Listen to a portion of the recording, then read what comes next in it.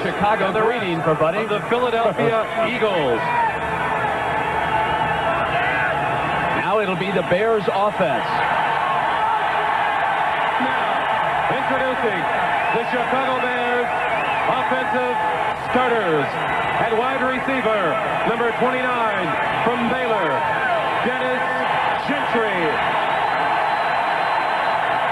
At left tackle, number 74 from Pitt, Jim Covert.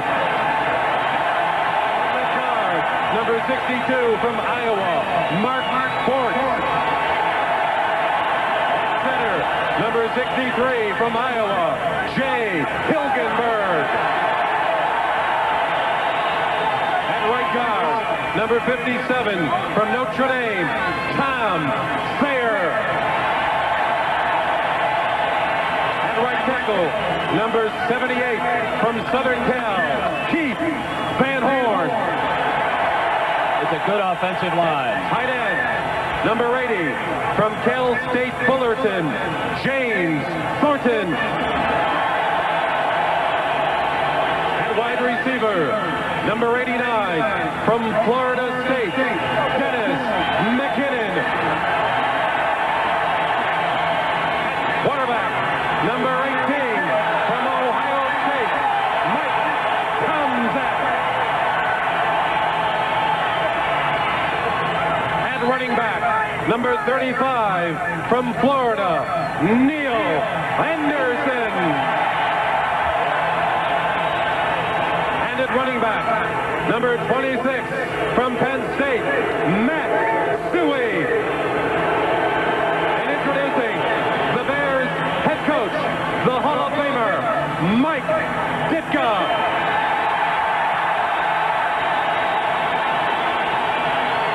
Here in Chicago, Dick, they saved the loudest ovation for the coach. The one thing we haven't talked about, Ditka's special team, the kicking unit today. Well, they've been good, and I don't know, I might be partial, but Kevin Butler, I think, is one of the most intelligent kickers. And he was out there earlier, and he was sliding a little bit because of the field, and I think he changed to a longer cleat on his left foot. But that could be a key. Everybody's talking about everything else, but what about the specialty teams? All right, we are soon to find out. And Buddy Ryan over there, if Zendejas has a footing problem, obviously he may go in and change the cleats on his left shoe. It's about to begin.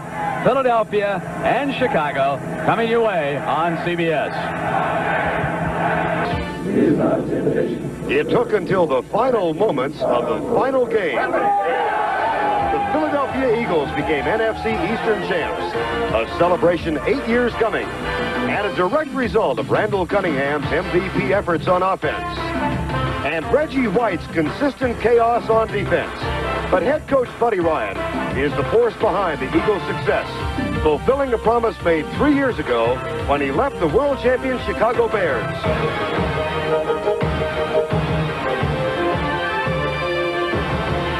Buddy Ryan may have left the Bears, but their success continued under Mike Ditka. Despite wholesale changes, retirement, free agents, and a seeming endless parade of injuries to key people, topped by the most shocking development of them all. If we were to characterize the size of the heart attack by what we know now, one would consider this a mild or a small heart attack. Despite all that, Ditka and the Bears are division champs for the 5th year in a row. Proof positive, a wounded bear is the most dangerous.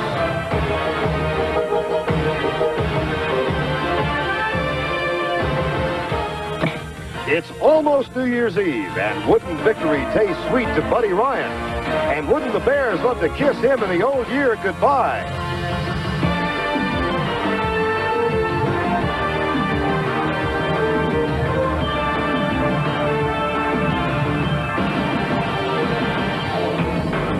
A full house by the shores of Lake Michigan, Soldier Field, Chicago, for this NFC divisional playoff encounter between the Eagles of Philadelphia and the Chicago Bears. We have been blessed with almost spring-like weather here on the final day of 1988. Temperature expected to climb to the mid-30s, but no breeze today.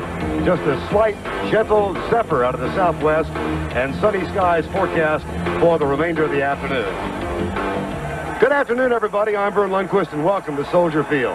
Back in the dreary, drudgery days of two-a-days in August, Buddy Ryan told his young Eagle football team, I have a feeling, and it's a very strong feeling, that we are destined to meet the Chicago Bears in the playoffs. And so here on the last day of the year, it has come to pass, an almost dream matchup, Philadelphia against Chicago. I'm joined again today by Terry Bradshaw. And Terry, this young Eagle football team under Ryan in the playoffs for the first time since '81, do they know yet how important this really is?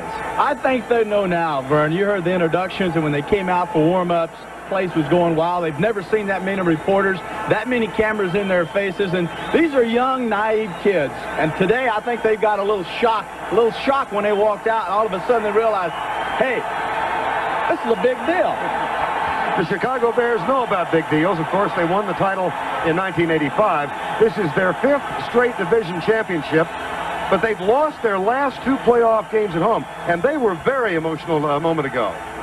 The Bears today are as fired up, they're as riled up as a football team can get. A veteran football team sometimes forget they need emotion, and they have plenty of emotion today, and they're so concerned about Randall Cunningham. Vince Tobin, the defensive coordinator, very simply put it this way: we have got to turn him from a scat back and turn him into a quarterback. If he stays in that pocket and plays quarterback, we can beat him. The Chicago Bears will receive. Philadelphia has never won here in a series that goes back to 1939. 0-11. The last meeting here was in 1986, that emotional return for Buddy Ryan and the Eagles. They lost in overtime, 13-10. Luis Zendejas will kick off. The Bears have won the toss. Thomas Sanders, Dennis Gentry are deep to return it.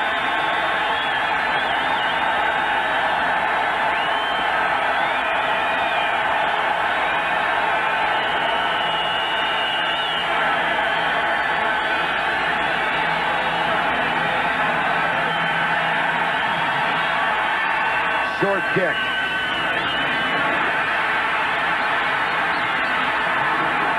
Gentry to the 30. Tackle made by David Little. Mike Tomczak, who is about to start his first playoff game for the season, 59%, 1,300 yards, 6 touchdowns, and 7 interceptions. And here is the defensive unit he'll face. Reggie White at left end and over Jay Hilgenberg today. Clyde Simmons has been a hero late in the season. Joyner, Reichenbach, and Bell. Joyner is injured. A weak secondary. Young, Allen, Wes Hopkins, and Andre Waters. They are 28th in the league in pass defense. Hand off, left side. Neil Anderson, number 35. Check this Bear offense. Tomczak is joined by Anderson and Suey, Gentry and McKinnon, the wide receivers, and the rookie James Thornton, the tight end. Covert reports Hilgenberg is going to the Pro Bowl again. Tom Thayer and Keith Van Horn. And Van Horn might be a key today as he lines up most of the time against Reggie White.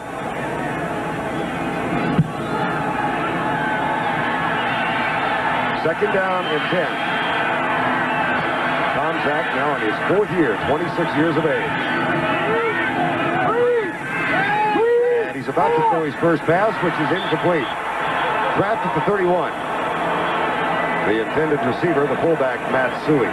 Something we're going to see a lot of today by the Eagles. At times, both outside linebacker and Reichenbach, the middle linebacker, blitzing, guessing that the Bears were going to throw the football. And the Bears, indeed, today feel like they have to run the football against this Eagle team. But Vern, you've already said they're the worst defensive unit against the pass in the entire National Football League, and I have to believe that before long they're going to attack these corners and start throwing the football downfield.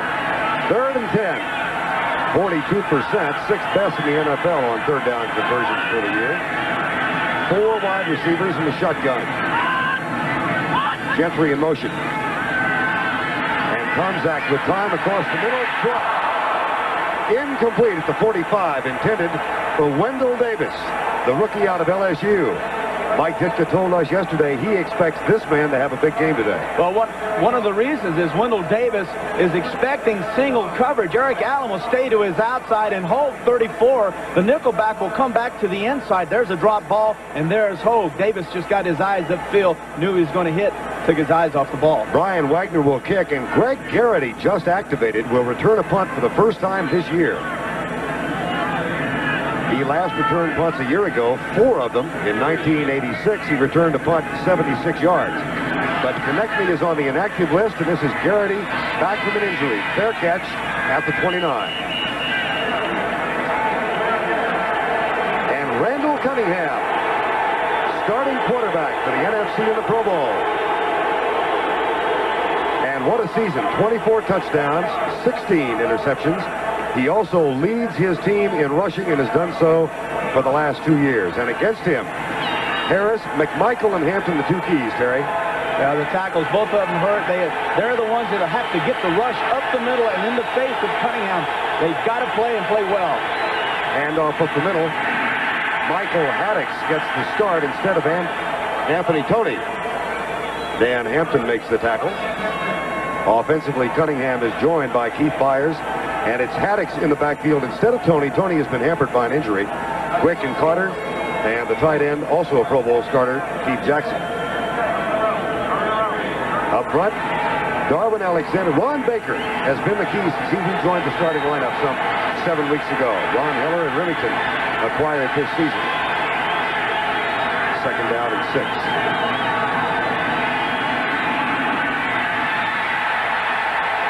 Anthony Toney loses yardage to the 30. Dave Duerson, number 22.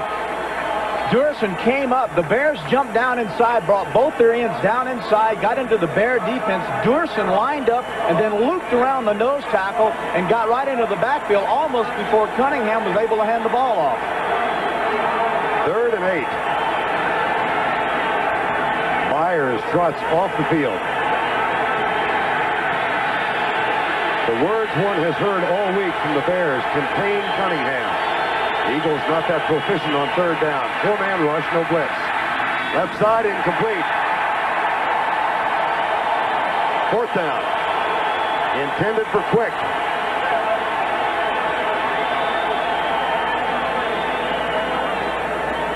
Mike Quick out 8 weeks in the middle of the season with a broken leg. And now John Telchik is on to punt. And Dennis McKinnon is deep.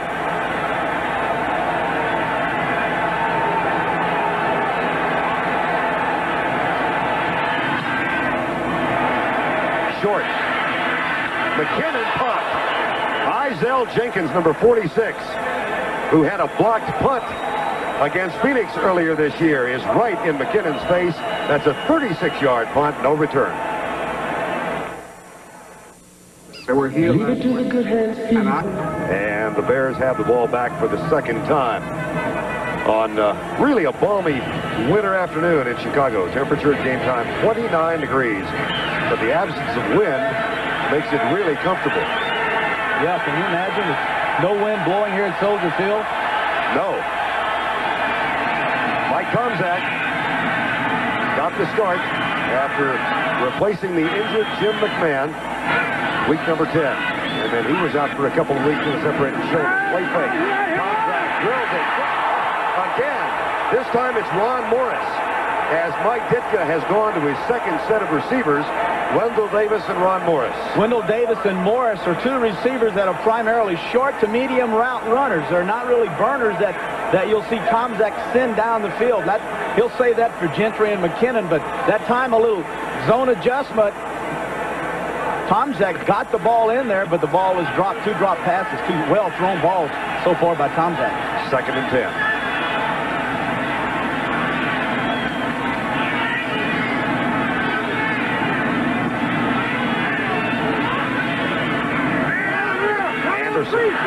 Doesn't get the block he needs and is driven out of bounds after a modest gain of 2. Reggie White ranging way over to the right, and then Seth Joyner, who's playing injured today, and Todd Bell as well.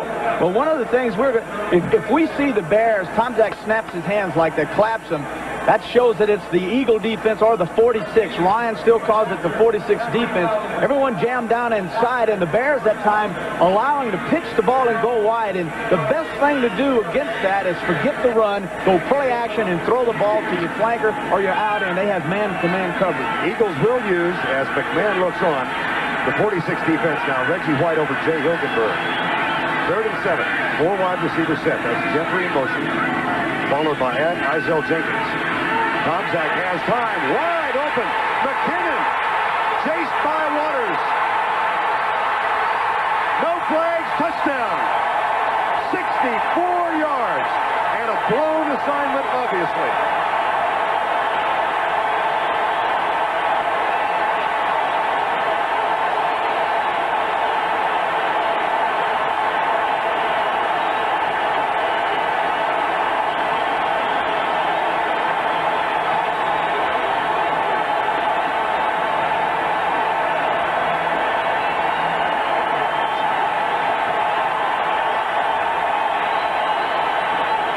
Roynell Young's area. I'm not sure if he was the one who blew the coverage. Butler's extra point. They had problems with the hold. But Jim Tunney signals the extra point is good. Look at the touchdown. Now, number 20 is the strong safety, Waters. He's coming out too flat. Notice how flat he is. He has to have depth, and he comes too flat. Then he trips. When he trips, that allows McKinnon the separation to go deep and for the touchdown. And I want to go back to that again and tell you that Roynell Young, 43, the corner, did not jam McKinnon. His responsibility is to jam him, slow him down, and allow time for Waters to get over. Didn't do it. Touchdown. Of the year, this one 64 yards as he outlasted Andre Waters, and that gives Chicago a 7-0 lead. Just under 12 minutes to go, first quarter. Butler's kick, short. Isel Jenkins to the 35-yard line.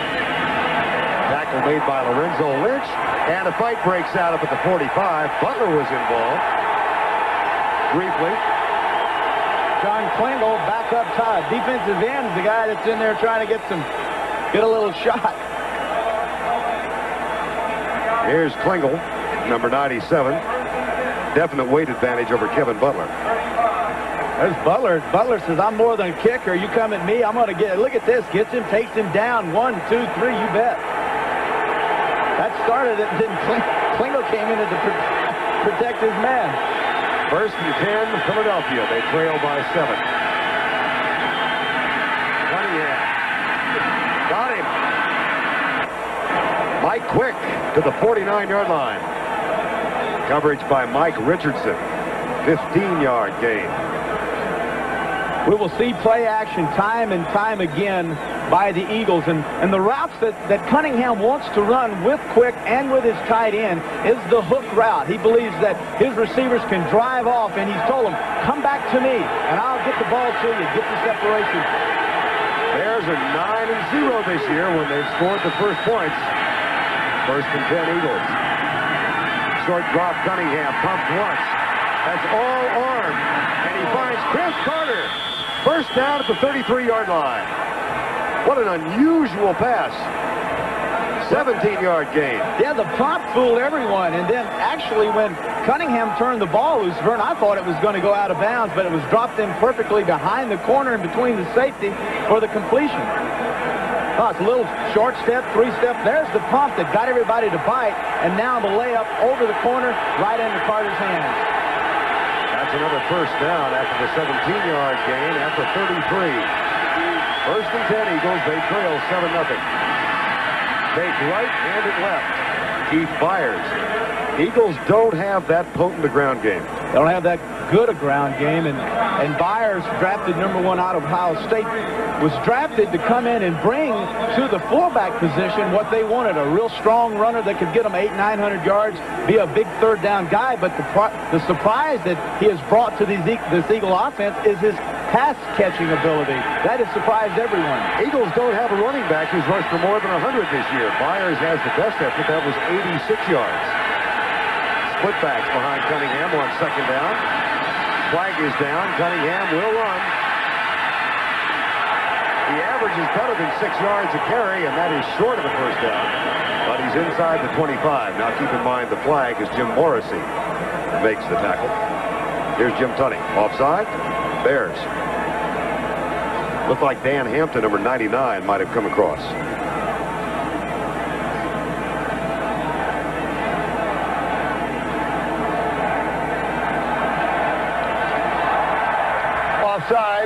defense, number 99. Penalty is accepted. It'll still be second down. One of the things the Bears, Vern, want to get in this game is a lot of movement, a lot of adjustment in their defensive line. Notice the switch. McMichael goes over to the left guard. Now Hampton slides in over the center. That's to the tight end side. They call that an over. Now Hampton, he jumps off sides. Working against Dave Remington and David Alexander now in that set. After the 5-yard penalty, second down and 2. Randall Cunningham.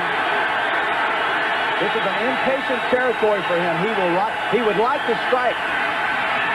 Into the flat, almost picked off. Al Harris had it right in his mitts.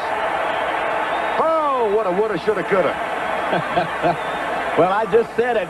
Cunningham, when he gets inside that 30-yard line, he thinks touchdown, put it in the end zone, and coming right out with a little sprint out. That's a little sprint out. If the backer comes up and takes his tight end, then Cunningham will pull the ball down and throw it deep to Quick in the end zone. Is that a tendency he will lose with experience, or will he always be that anxious?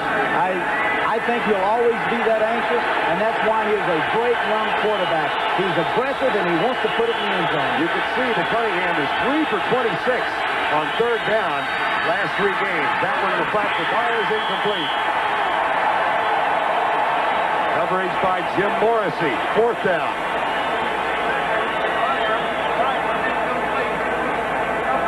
And that will bring on Luis Zendejas, who started the season with the Dallas Cowboys. Lost a showdown to Roger Ruzek, was picked up on waivers by the Philadelphia Eagles and has kicked well. Yeah, I took a broom handle and went out on this field and poked holes all over. That field is real soft, and where he's kicking is so flat. He said it's just like AstroTurf. He loves it where he is right now. John Pelchick will hold, 43-yard effort. No good.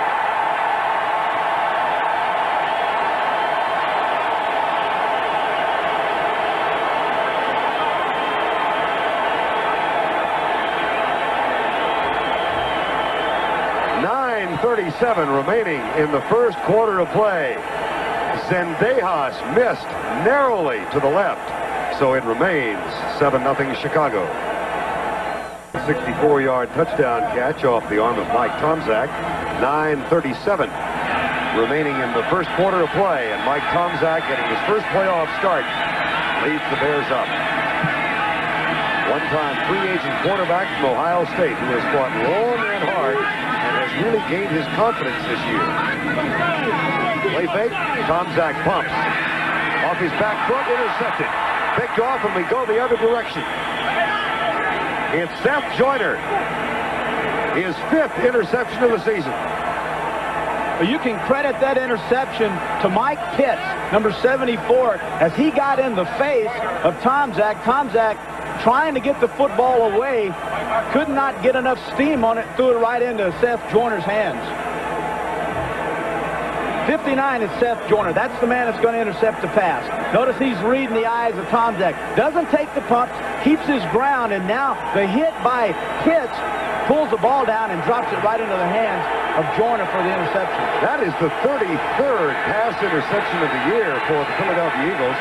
They are plus 19 in turnovers. Big factor in their success. First down at the 30.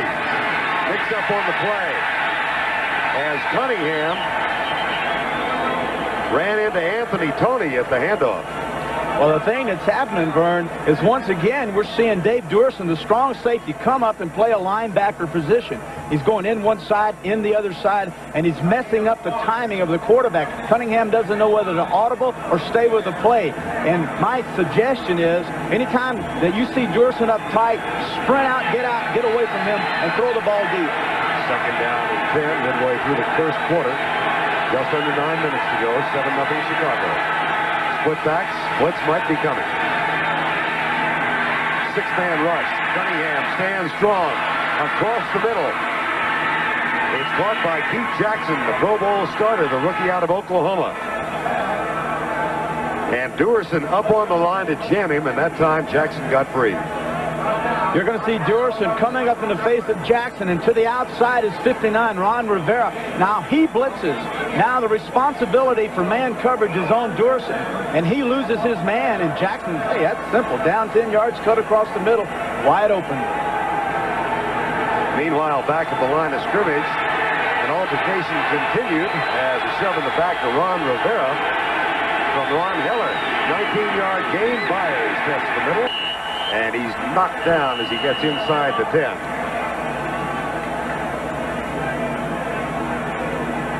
Seven 0.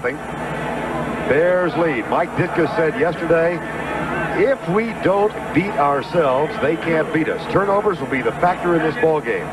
And Chicago, despite a 12-4 record, is just +1 in turnovers for the year. And Buddy Ryan said we're better at every position except middle linebacker. So you figure out who's telling the truth. 2nd and 8. Blitz again. Cunningham sees it, gets rid of the hot receiver, incomplete. Intended for Carter. Jim Morrissey right in Cunningham's face, number 51. Blitz, blitz, blitz. And one thing Vince Tobin wants to do today is get pressure in Cunningham's face. That means up the middle. That's the quickest place. That's where it happens the fastest, is when you go right over the center guard gap. Does not allow the quarterback enough time for him to get his feet set and then throw the football accurately. That was Vince Tobin you saw prowling the sideline. 3rd down and 8 from the 9. Philadelphia has been excelling recently inside the 20. Quick and Johnson both in. Shotgun, flag down. Cunningham has a man open front. Touchdown at the play stand. Chris Carter. But there is a flag. Motion Philadelphia.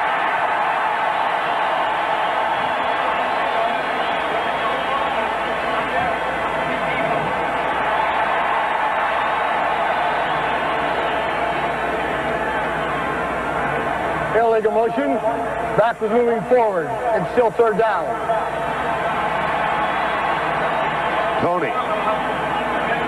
Tony will move forward. One of the reasons is this safety is going to blitz. That's Crum 44. Tony anticipating blitz.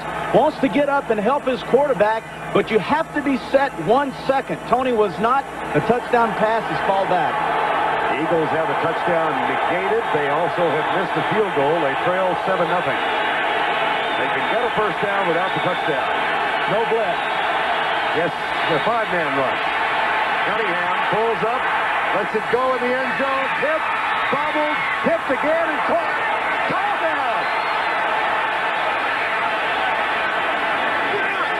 Mike Quick. A flag is down.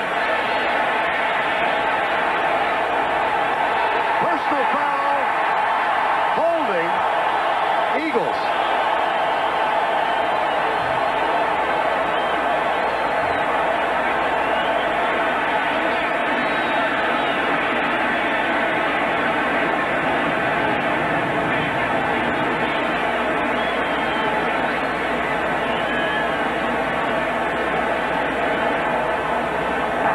Holding. 25. Offense. Still 3rd down. Anthony Tony's going to want to find a place to hide. Back-to-back penalties have wiped out back-to-back touchdowns. And you can't have this kind of, you just can't have these kind of penalties in this kind of football game. This is a playoff game. This is a young football team, and they're prone to make these type of mistakes. Take a look at the reverse angle, though. Was it or was it not a touchdown? Mike Quick backs up, steps out of bounds. That's illegal. A receiver cannot go out of the field of play and back in and make a catch. That one would have been reversed on instant replay. 3rd and 23.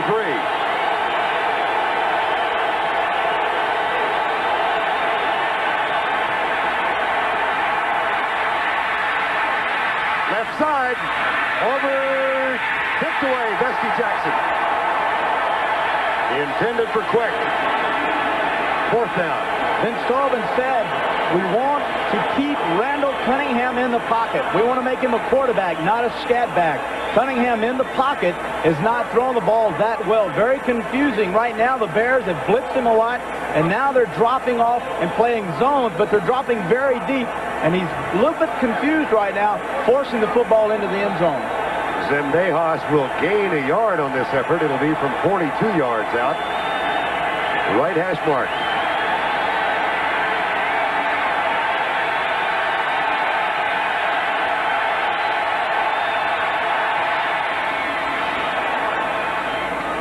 This one is good. So a touchdown to Carter wiped out. A touchdown to Quick wiped out. Zendejas is now 1 of 2 field goals. He's authored a field goal of 42 yards at 7-3 Chicago. Vern Lundquist and Terry Bradshaw here at Soldier Field. And Zendejas will kick it off. Sanders and Gentry, the 2 deep men for the Bears.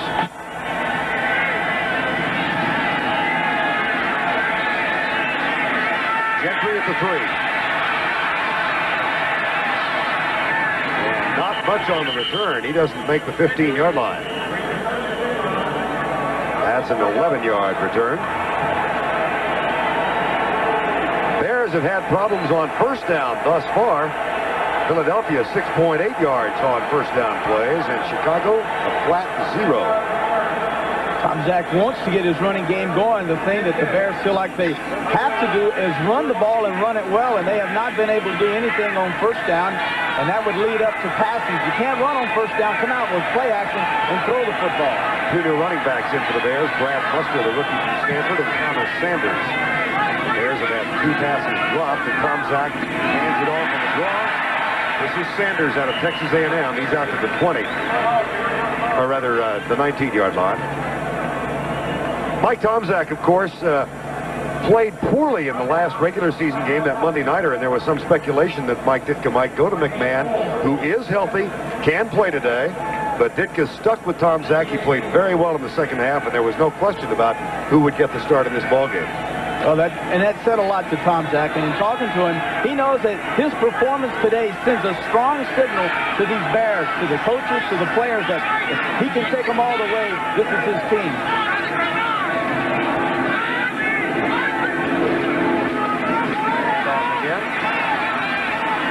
Thomas Sanders again, and not much of a gain. Reggie White in a scuffle with, I believe, is that Thornton? Reggie White, of course, a licensed minister. They call him the Minister of Defense.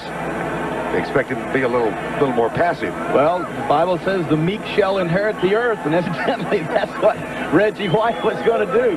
White coming to the outside.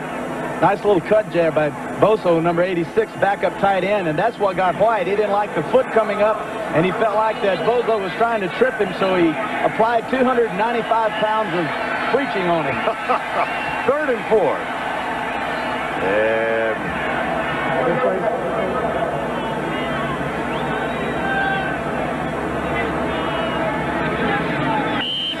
start the clock now. Jim McMahon told us yesterday, I've got to play in this game. I just hope it's not too late before they put me in. He realizes that if this young quarterback Tomczak plays well, then McMahon might be out here. There are trade rumors around Chicago. 46 defense for the Eagles. Reggie White over Jay Hilgenberg now. Here comes White. Tomczak sees him, gets rid of it. McKinnon, first down. Oh, dandy play in front of Andre Waters. And Tomczak had Reggie White making a bull rush at him. One of the things that Hilgenberg was worried about, he felt like that White would come rushing, bull rushing straight away to his snap hand side, his left side. Now White goes to his right side, swims over and takes the left arm burn like a swim technique and goes right by him. That's going to be a fascinating battle today because Hilgenberg is very confident of his ability to handle Reggie White. He said, I made this ball club as a free agent, practicing against this 46 defense, and I worked every day in practice against Dan Hampton.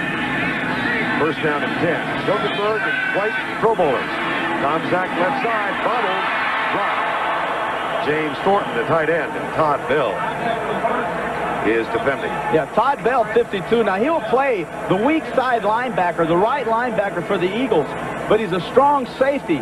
And in the scheme of things, he plays the linebacker position like a strong safety. And if you see the Bears put a tight end over on his side, he will widen out, drop off just like a safety and take him man for man. One of the things the Bears want to do, Vern, is throw to their backs and tight ends on the outside linebackers of the Eagles. They don't think they cover that well. Second down and 10, 7-3, Chicago leads it. Tomczak to Sanders. Goes left, cuts it up for about a 3-yard gain near the 36. Mike Reichenbach, number 55, makes the tackle, the one-time free agent out of East Stroudsburg State. Jim McMahon, of course, started the first 9 games this year before he was hurt in the New England game, and has not played since. He was activated for the Monday night game. They do have strength at this position. Tomczak 4-1. McMahon is a starter 7-2. But they've scored more under Tomczak during his 5 starts. Well, if you think like Ditka, he's got to look at that 29 points a game and say, hey, 29 is a lot better than 19, and that's got to be my man. 3rd and 7. Stunts. Tomczak with time. McKinnon wide open. Bobbled, caught, first down, Bears at the 42. He victimized the rookie Izell Jenkins, and that's a gain of 22. And Reggie White Sands helmet. Well, this is the thing that the Philadelphia Eagles are not that good at. There's a little move inside then outside by McKinnon, and automatically, right off the line of scrimmage, Jenkins is trailing McKinnon. He's wide open. Remember that old stat? Here's Reggie White losing his helmet. Heath Van Horn. Reggie with a little more preaching. 1st and 10 from the 41. Into the flat, Sanders. Roynell Young knocks him out of bounds. Good quarterbacking. That is excellent quarterbacking. Tomczak drops back, Vern looks downfield. The linebackers drop deep. He throws it to the swing man. One of the things that Mike told us yesterday, it's no fun being a backup to Jim McMahon in Chicago. And Mike Tomczak sought psychiatric help last summer to help him in his dealings with his coach, Mike Ditka. But he and McMahon have remained friends throughout all this. Well, they've got a good relationship. It's just that he has had problems with Ditka. 2nd down and 2. White again lines up over Jay Hilgenberg. And an audible by Mike Tomczak.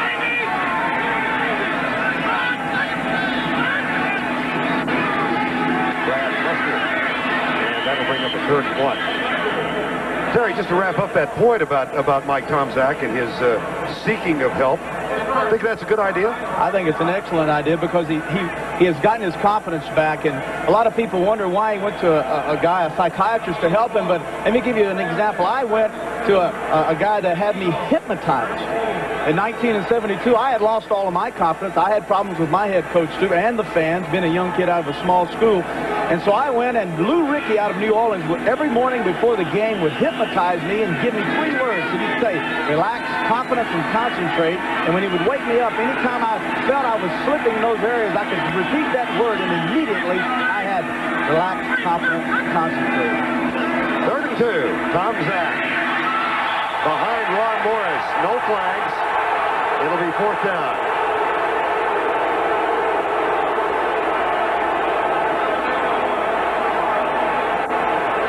Fans are wanting a penalty on William Frizzell, 33. Young goes to the outside, Morris inside. Now he's wide open. And the pass is coming, and there's the hands that are placed on Morris. And as insignificant as the contact was, they should have thrown a penalty. That is pass interference. Butler comes on to try the field goal. Interesting stat on Kevin Butler. He kicks much better on the road. He is 68% at Soldier Field, 82% on the road. And this is a 51-yarder that will not get there.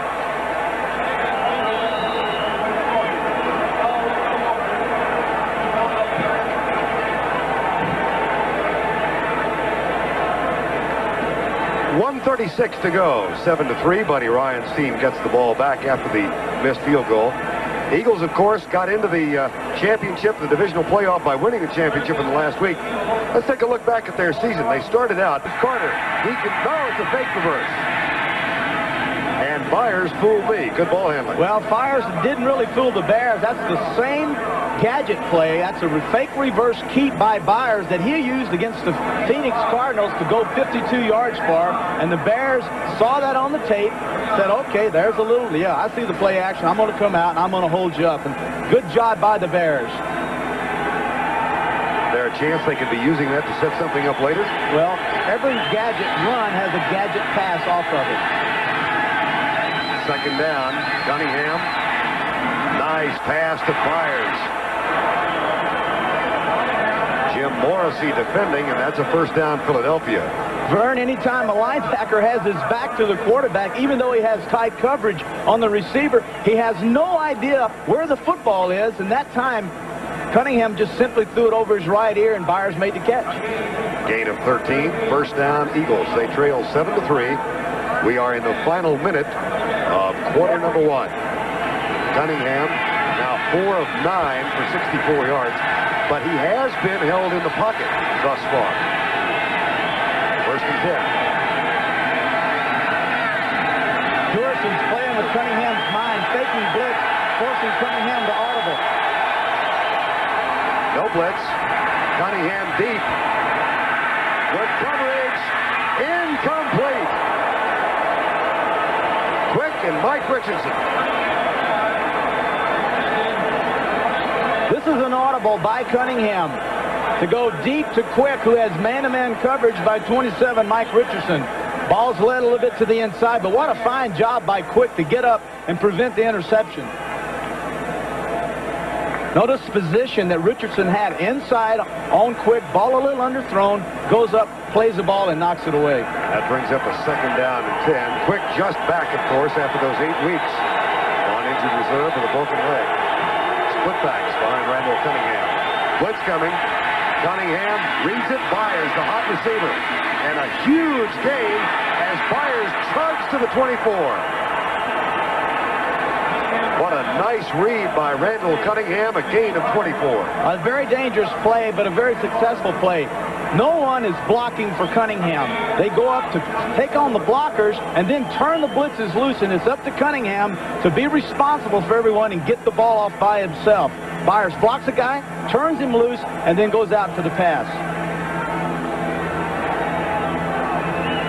Walter Abercrombie now comes into the lineup for the Philadelphia Eagles. They will not get another playoff before the quarter ends. It's been a good one at Soldier Field in Chicago. We've finished one. It's 7-3. Football Hall of Fame. To be selected is the greatest honor of my life. To join men like George Halas. And because of him, I started my career as a Chicago Bear. And I'm with the Bears again. And the game I loved as a player is still in my blood as a coach. The will to win, the fire competition, they're all part of the stories that are here for you at the Pro Football Hall of Fame. And when you see Mike Ditka, remember that in life, just as in football, there's a lot more to winning than just wanting to. All here, the records, the films, the stories at the Pro Football Hall of Fame in Canton, Ohio. Mike Ditka looks on. Byers back in the backfield. First and 10, Philadelphia. With time, Cunningham on a rope inside the 15 to the 13-yard line. Keith Jackson. And we watch him in isolation. Jackson over Rivera, 59's got Jackson. Notice the move outside. The one lateral step by Jackson is to find out what the people over him are going to do. If they don't put their hands on him, he goes back inside and turns around and hooks. If they put their hands on him, he'll take a lateral step, swing over, and come inside. Look at the year he's had after he left Oklahoma. 81 catches in 16 games. In 48 games with the Sooners, he caught a total of 62. Mike Quick back in the lineup. First and 10, Eagles. Cunningham in the grasp, and oh boy, the Bear fans love it, but they're groaning in Philadelphia right now, particularly given the talents of Randall Cunningham to run. This is a shame because this young man is Houdini on wheels. Watch him when he gets his hands. Now, Smith has his hands on him, and now, is he in the grasp? I don't think so. You know, I hate that call because this guy is an athlete. He's not a quarterback. He's an athlete, a guy that has the ability to run, a guy that has the ability to break tackles. And when he breaks these tackles, he makes things happen. But notice, is he down? Is he in the grasp? Boy, I don't think so. Jim Tunney made the call, and the key words are grasp and control. And I don't think there's much doubt you have both. Here's the blitz. Cunningham, flag is down. Byers with the catch for the 15. But this one could be wiped out. Ron Rivera makes the tackle. Holding Eagles.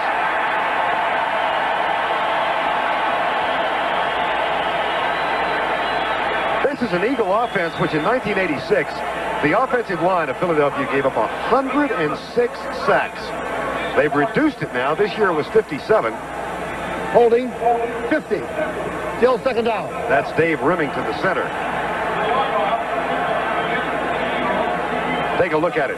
Remington, a guy that was released by the Bengals, failed his physical there. Hampton takes the swim technique and goes around, and a nice job by Remington of grabbing on and hanging on to Hampton's leg. And as a quarterback, I'll say, fine, hey, you saved my life. I don't mind the holding. I'll make up for it right now. Now it's second down and 30.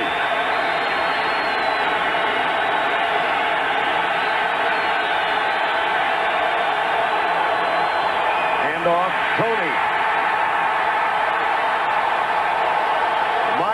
Singletary led the way. The defensive player of the year.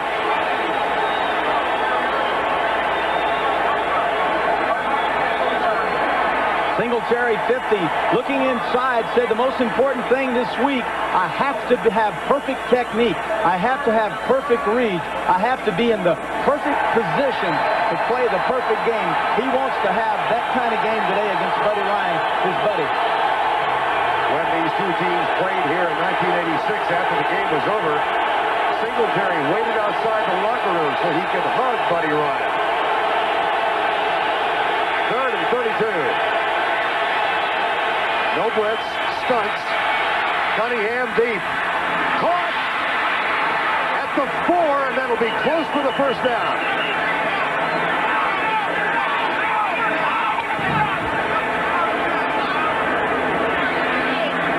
Ron Johnson with the catch. Cunningham pass, incomplete. And they'll bring the chain out. Well, it starts with time. One thing that happens is that Cunningham looks to his right, has the time, sets up, and now throws a deep pass. And anytime a quarterback throws deep 20-yard ends, he has to have time. What an excellent throw. Bestie Jackson, 24. He had Ron Johnson just blanketed, but a perfectly thrown ball. Fourth and that much.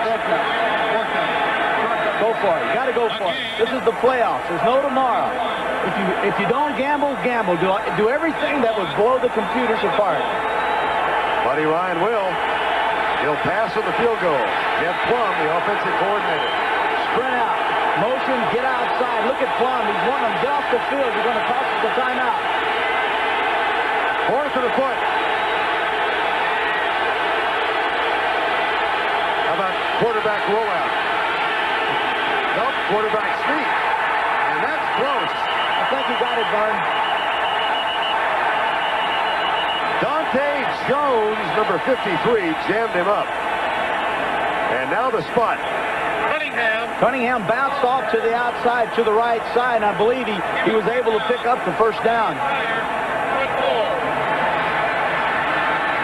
That play went against the computer. The computer says in that situation, option pass by Cunningham sprinting out, so quarterback sneak. Whoa.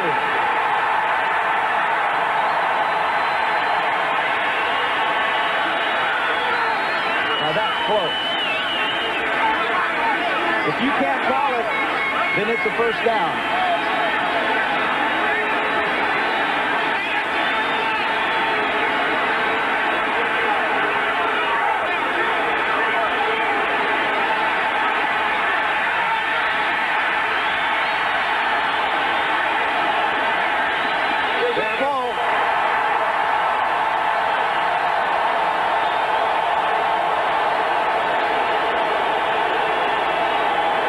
You can see what Connie's doing. He's putting his hand down between the yardstick and the tip of the football, and he has clearance for his hand. Therefore, he's ruling bare ball.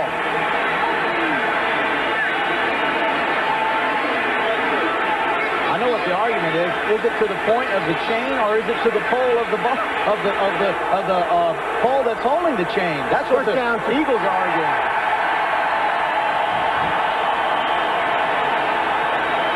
Watch the effort of the rookie out of Oklahoma, Dante Jones, number 53. 53, Jones off the ball inside, sees Cunningham spinning out, gets in to make the stop and push him back and prevent the Eagles from the first down. Chicago holds. 7:46 to go first half. Tomczak thus far 108 yards. McKinnon has caught 3, including a 64-yard touchdown. The Eagles have had 2 touchdowns called back on penalties, both by Anthony Toney. And moments ago, on 4th and a foot, Randall Cunningham went right. Dante Jones came left. And it was a whisker by which the Bears took over. 46 defense now. Reggie White over Hilgenberg. Tomczak hands it off up the middle. Matt Suey. And not much. Jerome Brown was there to make the tackle.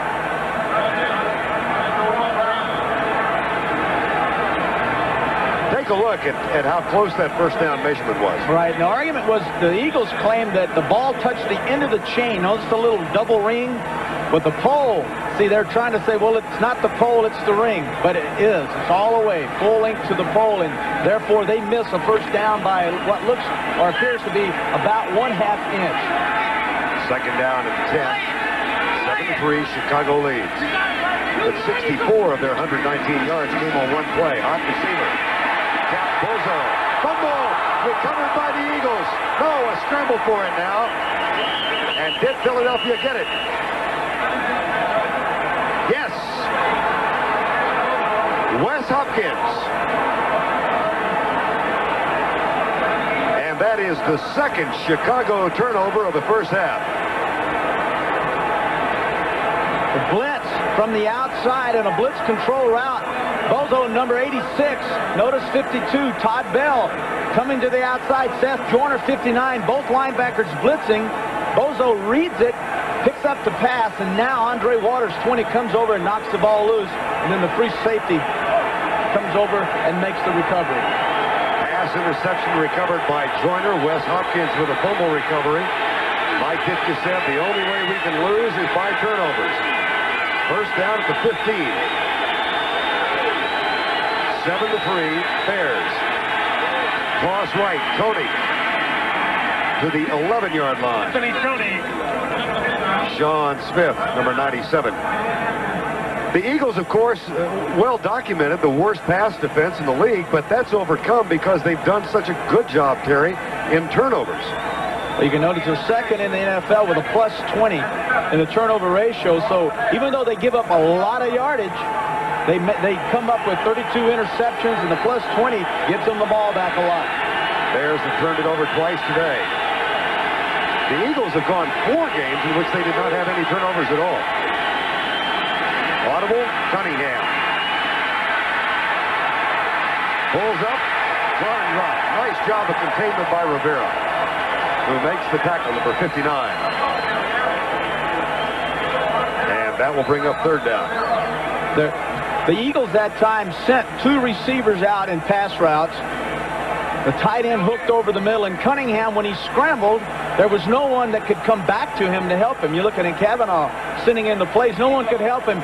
Both receivers were double teamed. Thus, Cunningham outside, he had nothing to do to either throw it or run it.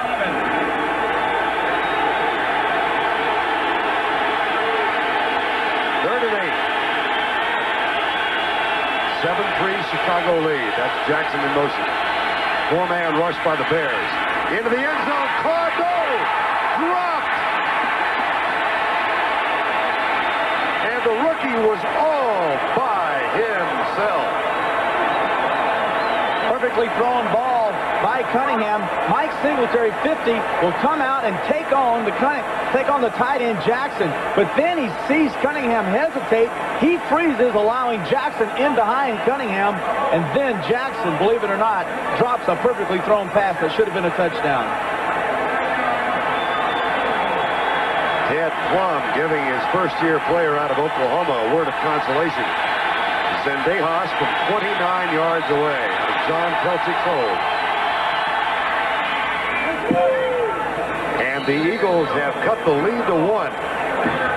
But they blow a marvelous opportunity to go on top. 9:17 to go first half. Vern Lundquist, Terry Bradshaw, the NFC Divisional Playoff at Soldier Field, where Philadelphia's Luis Zendejas is just off with a 29-yard field goal. That cuts it to 7-6. Keith Jackson dropped a touchdown in the end zone. He's a multi-dimensional young man, plays the cello, and he's quite serious about it. He said his favorite composer is Bach because he composed solos for cello players. And the other composers just kind of ignored them. I'm sure he would play a sad song right now. Thomas Sanders, get in the open field and dropped at the 22-yard line. Well, the Eagles have not wanted for opportunities. There's a flag down. Scott Curtis with the tackle. They've also not wanted for penalties. Jim McMahon, a little worried about his future in Chicago right now. Said, I hope I get to play. I hope it's not too late. He's on the kicking team. Repeat the kick, 5-yard penalty. And Jim's 29 years old, and I think a lot of what's going on right now is a little bit of a concern about his future. A little fear maybe that if the Bears don't want him, he would be hard to trade because he's had so many injuries. And that is something that Mike Dick brought up, and one of the reasons for starting Tomczak, one of the reasons for drafting Harbaugh was that they could not rely on Jim McMahon being there, and they could not count on him for a full season. And so now the young Tomczak, he has the job, and Jim, quite honestly, is concerned that he may be out of here. And Vern, he told us, I don't want to leave Chicago. I don't want to leave the Bears. This is my home. I just built a brand new 10,000 square foot mansion, or whatever that thing cost. Matter of fact, he said if it comes to trade talks, he might think about retiring and not leaving Chicago. But he also said in the next sentence, if it does come to a trade, I will demand an okay of that trade. And I also have 1 year on my before my contract is up, and I'll go in and I'll force them to sign me to the contract here before the trade can be made. So some concerns about Jim McMahon while he's rooting for his team. I'm sure he would like to have an opportunity to play. A guy like him that is known for big games would certainly like to be in this one. From the 30, short kick taken at the 35. And Kozlowski.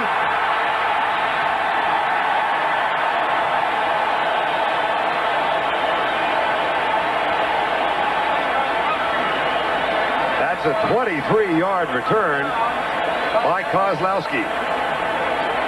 One of the reasons you put receivers up like this, and this is a short up, is they have good hands. Kozlowski also an excellent blocker, another reason, but now you're seeing something that he does very well, a little nifty bit of running. What do you go there, about 55 yards for 4 yards gain? About 55 for 23. There's Kozlowski out of Brigham Young University. First down at the 44-yard line. Reggie White again over Jay Hilgenberg. Hilgenberg wins that battle. And the pass is complete for 32. Caught by Wendell Davis, the rookie out of LSU. I just kept my eye on Hilgenberg and White that time. And Hilgenberg planted him, put him on his back. That's a key matchup today, and Hilgenberg told us that one of the things I have to do is I have to get my hands on White immediately. I cannot allow him to get his hands on me. I get my hands on him, I think I can handle him man for man. If we have to take two blockers and block him, he says we're in a lot of trouble. This time Reggie White is up against Van Horn as the Eagles have their regular defensive deployment in. Boso in motion. Toss left. Out of bounds at the 30-yard line. Todd Bell, who is as emotional about this ball game as I think any player on the field. Those of you who were with us during the NFL today saw him taunt the Bear bench when he came on. Todd Bell said, I saw this game in my dreams.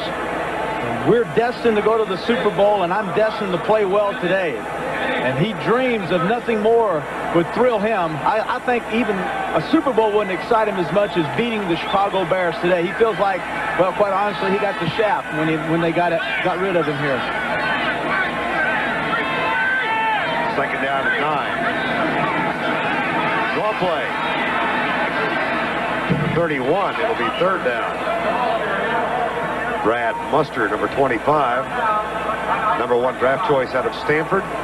He was expected to replace Matt Suhey before the season began, and Suhey, the old warhorse, has hung on to his starting position, but Ditka said Muster has started to play well later in the season. Yeah, one of the things that this young man brings is that if he's in the backfield, he is also an excellent pass receiver. Remember what he told us in Sweden last summer? No. That he wears a T-shirt under his uniform with the picture of the wrestler Ric Flair on it. Yeah, that's pretty good. You got a pretty good memory there, old buddy. I know all those wrestlers. Tomzak back. Right side. First down, Ron Morris.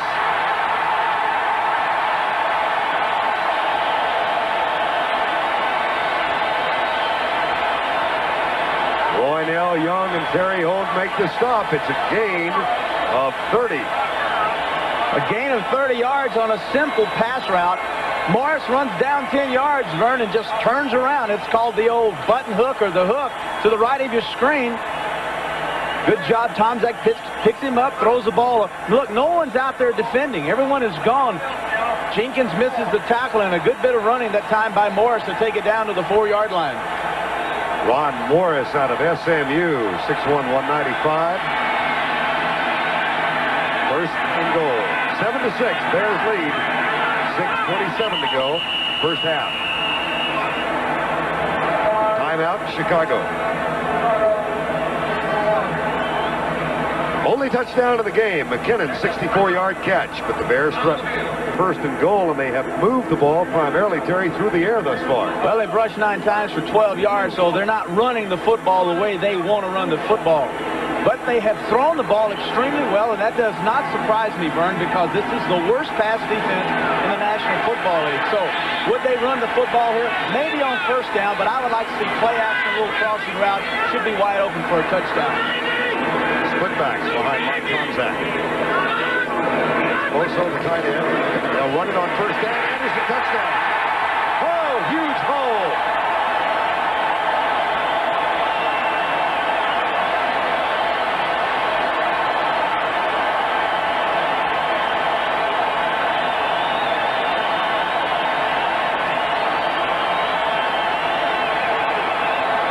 Coming right at you.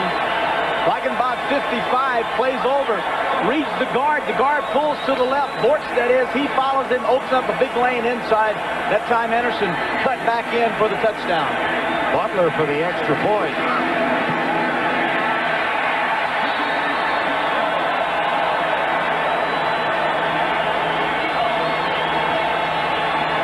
Only 12 yards on the ground until this run, and Mike Ditka most appreciative of the effort of a hobbled Neil Anderson, who scores from 4 and increases the lead to 8. Mike Ditka, a 44-yard drive in 5 plays, all set up by Kozlowski's kickoff return and a 30-yard catch by Ron Morris. And the Bears now lead at 14-6 as Butler kicks it off. Isaiah Jenkins at the 7. Rookie from North Carolina State, all the way out to the 32-yard line. Good ball game so far. 14-6 the score, and coming up next, CBS Sports, it's college basketball action as Kentucky travels down the road to battle Louisville in a matchup of traditional state powerhouses. That's all next, right here on CBS Sports. Billy Packer and Tim Brandt were standing by to watch Denny Crum's team take on the beleaguered Eddie Sutton Ball Club. First and 10, Eagles. They trail by 8. Big series of downs here. The Eagles need to drive this football down and get a score. Primarily, I know they would want a touchdown, but for their confidence, they need to score on this drive. Cunningham, Myers. Oh, was that on a line? Dewerson and Singletary and Richardson with a tackle. A gain of 15. When you take a back like Byers and get him out of the backfield and put him on the flank, which is what he's doing, notice the lack of respect that Richardson gives him. He says, oh, I'll lay off of you to the outside, and Byers goes down and comes to the inside. Smart route running by Byers. Gain of 15, first down, 10, Philadelphia. 14-6, Chicago. That's Quick in motion. Blitz coming. Cunningham reads it, goes to Quick. And Quick is out of bounds with another Eagle first down at the 41. Tackle this time made by Morrissey and Bestie Jackson. Ted Plum told us that one of the things that they had to do with their offense and with Quick was to put him in motion but not set the motion after he got out.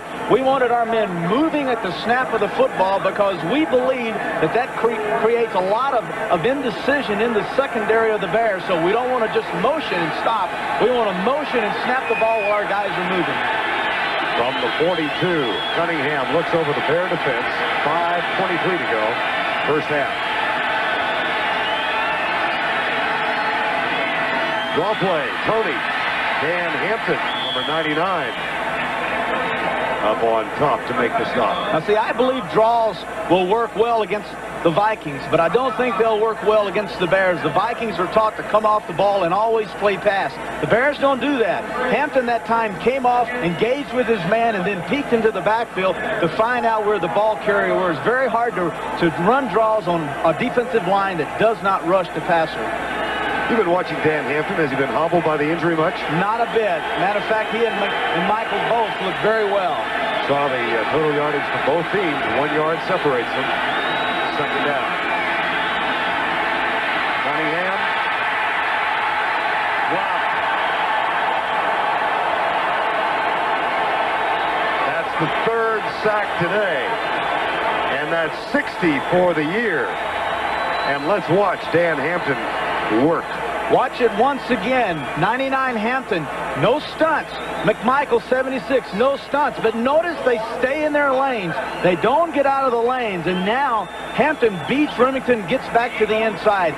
They want to stay in their lanes when they rush Cunningham because they want to force him to run up the middle. If he runs up the middle, he will not throw the football. He will run with it. 3rd and 10.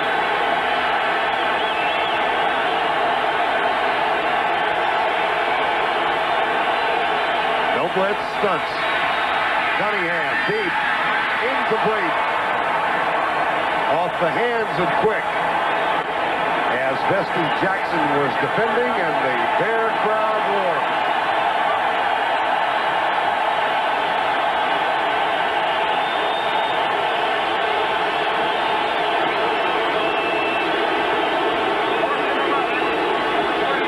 John Telchik on the punt. He can throw it and run it as well. McKinnon is back.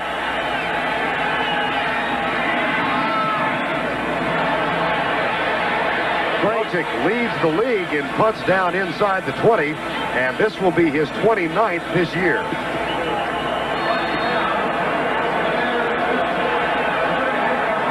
Well, we've got the Bears and the Eagles today, and out on the coast, they're getting ready tomorrow for another NFC divisional game, the Vikings and the 49ers in a rematch of their game a year ago. And John Madden was indicating yesterday that things are a little tense around 49er camp. That ought to be a dandy because the... Up there, and that Wilson guy, quarterback for the Vikings, is playing well. Montana ought to be a whale of a game. We'll have a report from Pat Summerall and John Madden at halftime. We're 3:52 away from that. And now from the 7th, Tom Zach on 1st and 10, hands it off. Thomas Sanders surges left. He's got some room. And a foot race with Roynell Young and Andre Waters.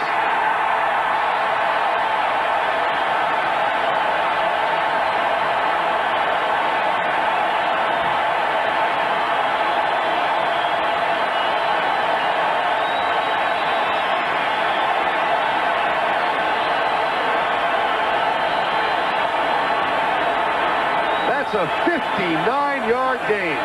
Left guard 62, Mark Bortz is leading the way.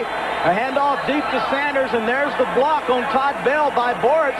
Knocks Bell outside, and then the cutback running by Sanders, and now the foot race. Good block by McKinnon. And then Roynell Young caught up with him.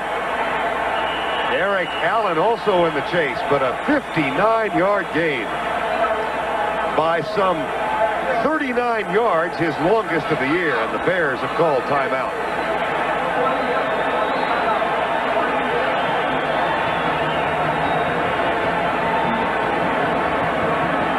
Eagles have gone conservative, which is very normal, Vern, and one of the reasons that run was successful is that the Eagles did not send anyone. No linebackers blitz, no safety blitzes. They played a normal little safe front and then dropped everyone out in zone coverage and got Bortz out wide. He makes a little block, and then Sanders has no one there, and he goes down the sideline. That extraordinary. Prior to that play, the Bears, known for their ground game, had 15 yards rushing, and they pick up 59 on the Sanders scamper.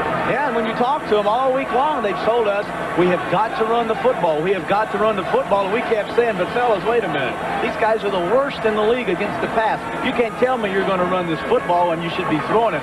No, we're going to run it. Today, they've thrown the ball well. They finally got a big run. And by throwing it, they get the big run. 74 yards on the ground now, but 59 on that last tote. Philadelphia has been held to only 16. 3:40 to go first half. It's 14-6 Chicago. Got Bozo in motion. Play fake by Tomczak. Deep left side. Great coverage. As Bozo, I guess, was the intended receiver. Well, Tomczak made his mind up to go to his tight end, but it's okay to make your mind up, but if he's covered, then unmake your mind up and go somewhere else. He had other receivers crossing that time, and he could have turned around and thrown the ball. Matt Suey, for instance, was wide open on the 20 with no one around him, but Tomczak is young. He wants to stay within himself. He told us, I don't want to get carried away. I want to stay within the framework of the offense, but that doesn't mean that you stare down your receivers, make your mind up. They're covered, go somewhere else. 3:34 to go, first half. 14-6 Chicago. White over Hilgenberg again. Play fake again. And they find McKinnon for a gain of about 8 inside the 30 near the 28, and Mike Reichenbach is there with the tackle. You know what's so good about those pass routes is the little short hooks, Vernon, is that, number one, it doesn't take long to throw them, and Tomczak can drop back and turn around and throw a little 6-yard hook, and the defensive line, hey, they don't get any sacks, and you keep doing that, and finally, they get frustrated. How about the quarterbacks and how many times they get hit in a ball game? Well, thus far, Mike Tomczak has only been hit 8 times and has not been sacked. Cunningham has been hit 25 times and has been sacked 3 times. Third down and 3. 14-6 Bears. Anderson forced out of bounds by Todd Bell's fine play. Todd Bell again taunting Mike Ditka. Their relationship was rocky, to say the least. And we chatted with him last night. He said at the midpoint of the season, the team was 4-4, and they were playing the Rams, and Bell said he stood up at halftime of the Ram game, and he said, folks, I want to play the Chicago Bears in the playoffs. You've got to help me visualize this. They turned the game around. 46-yard effort for Butler now.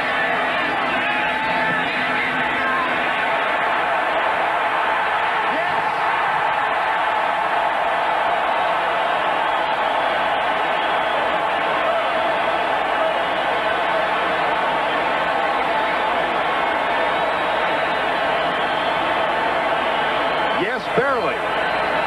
But yes. And that's not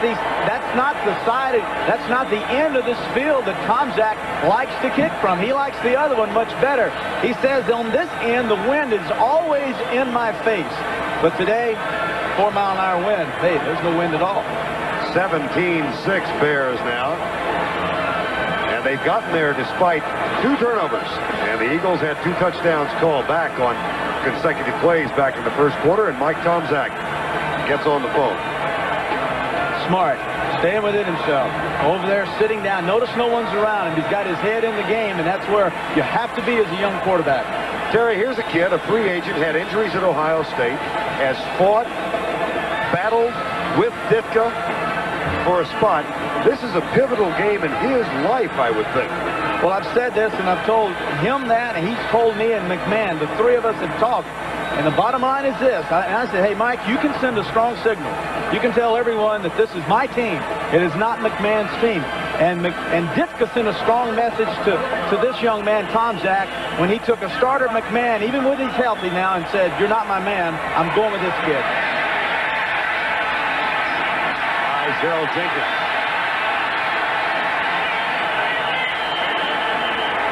tackle is made by Dante Jones for the Bears. 2-minute warning. Actually, 1:52. Chicago as either smoke or fog rolls in over Soldier Field. Whatever, it's eerie. Well, it's not smoke, it's fog. How does that work, Vern? Warm air goes over the cold water and whatever, however that stuff is? Well, you went to Louisiana Tech. I went to Texas Lutheran. You got to explain that to me. You're right. I should have the answer then. Cunningham, left side. Byers slides down with a catch. This is where the Eagles are their best. This is where Cunningham is his best because now they're threatened. Now they're challenged. Now they're behind. And this is when you bite these guys, they respond. Looks like the breakup in Canada all of a sudden. Cunningham deep for Jackson. He's open, caught in the fog to the 15, to the 5-yard line.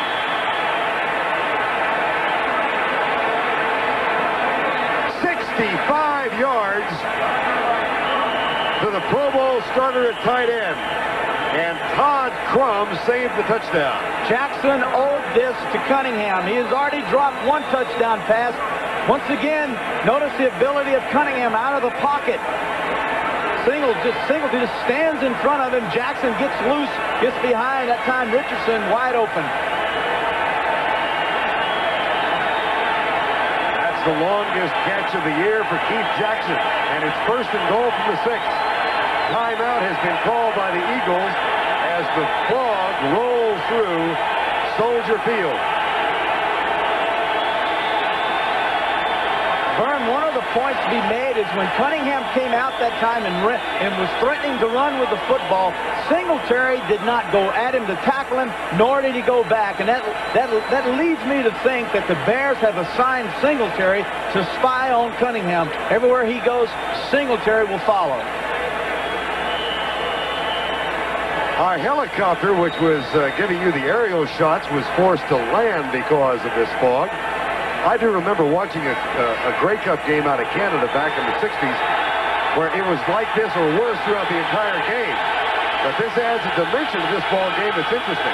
Well, do they throw the football? The receivers might not be able to see it. And the success the Eagles have so far is in throwing the football. Cunningham throws it. Incomplete. Mike Quick covered by Bestie Jackson. And I would think, Terry, it's just absolutely mandatory for the Eagles to come out of this with a touchdown and not a field goal. Exactly. They need the touchdown, and once again, who has the edge here? There's Quick going to the outside. The ball is behind him, but he did not have a problem picking up the football. So I would say now Cunningham will throw again. 2nd down and goal from the 5.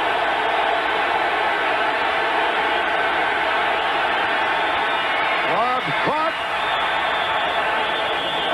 Out of bounds at the 1. Anthony Toney. Now this is where Cunningham's dangerous to sprint out. Penalty, Philadelphia. Toney saying that someone pushed off to allow themselves to get free.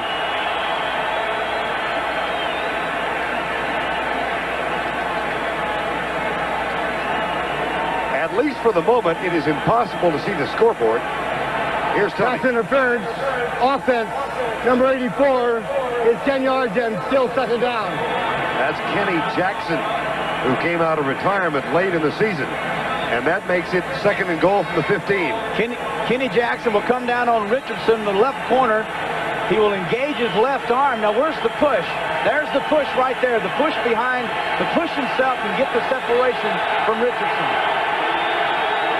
As a result, Mike Ditka appears through the fog as the Eagles deploy 2nd and 15.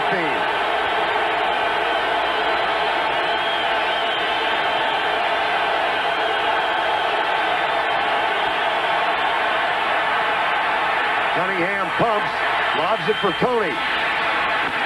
Down at the 14. Maurice Douglas makes the tackle. Timeout, Philadelphia.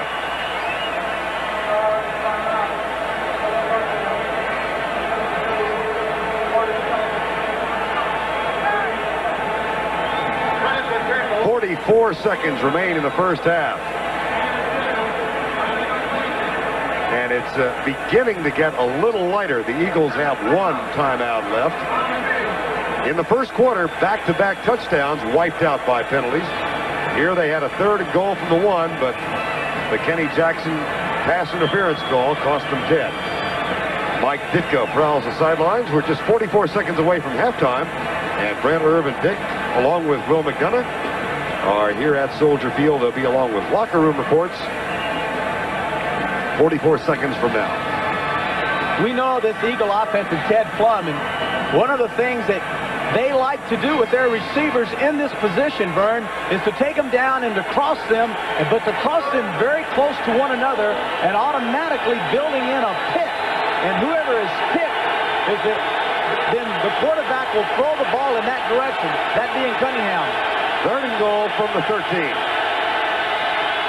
It's getting much lighter. Blitz. Cunningham. Incomplete for Carter.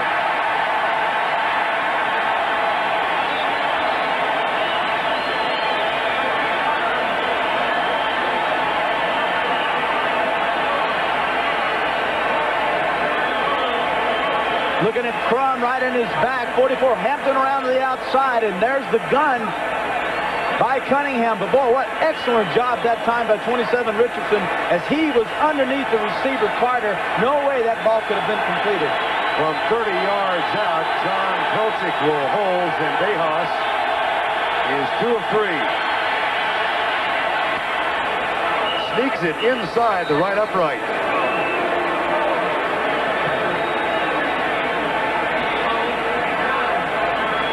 Narrows it to 17-9. Well, 3 points are good, but Vern, I think you said it best. I believe the Eagles needed to score a touchdown, and once again, it's a classic case of penalties.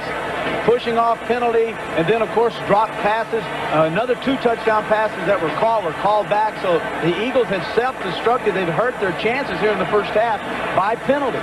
Not an extraordinary number. They've only been penalized 4 times. But the 40 yards have wiped out 2 touchdowns and cost them a 3rd and goal at the 1. Exactly, and it doesn't matter how many penalties. It's like anything else. It's quality penalties. They've been quality penalties, penalties that have cost them points. Buddy Ryan prowling the sidelines. 32 seconds remaining in the first half. You ever played in anything like this? I've never played in fog. I never have. And I've played in torrential downpours in Philadelphia. Matter of fact, the game was canceled. Well, the footballs are floating out the exit signs there. So, but I've never played in anything like this. I don't know if I would want to. You can't see. I mean, rain's one thing, snow's another. A little sleet, hey, that's fun. That's good stuff. But like this, no. Well, this is unexpected. It rolled in from Lake Michigan just like that. Zendejas with 32 seconds left in the first half. That's our perspective right there. And somewhere down there is a ball carrier. Dennis Gentry. This is a spotter's nightmare. And Joe Cash and Nancy Lundquist are going nuts right now. It's the quarterback's nightmare if he's behind and he's quarterbacking these Bears because they have on dark jerseys and dark helmets. And you can't see anything. If they're running, all you're going to see is their white pants and the white jerseys of the Eagles. Tom Zach comes back after the 16-yard gain. And you cannot throw the ball up in the air. You can't do the Hail Mary because no one can find it. 20 seconds to go. 17-9.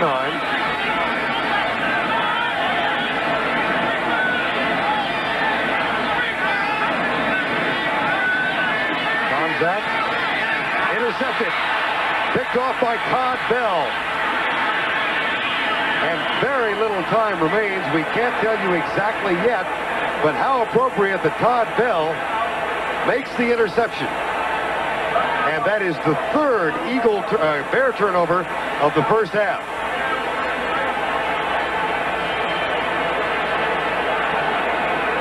You pick it up, Tom Zach setting back deep. And that's just good read by Bell. Bell, like we said, is a converted strong safety now playing weak side linebacker.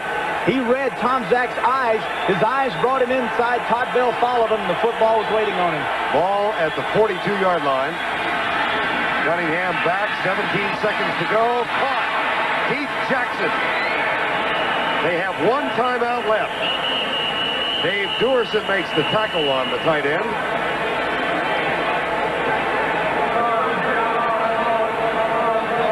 Eagles have used their final timeout.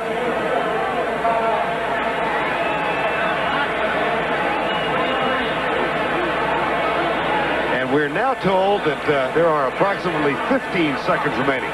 It's impossible for us to see the clock, and no one on the field can see it either. Oh, we can't even see the players. I mean, I see parts of lines, but I don't see anything down there. I don't see the players. I'm looking on my monitor to watch this game. It's about the only way we can see it. That says 9 seconds.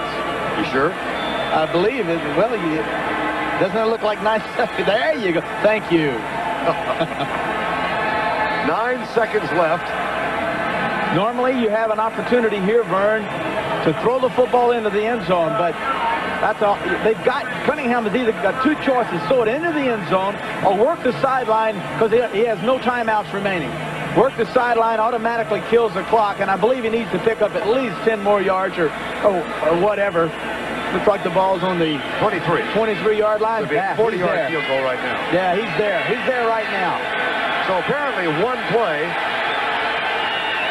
and they're at the 23.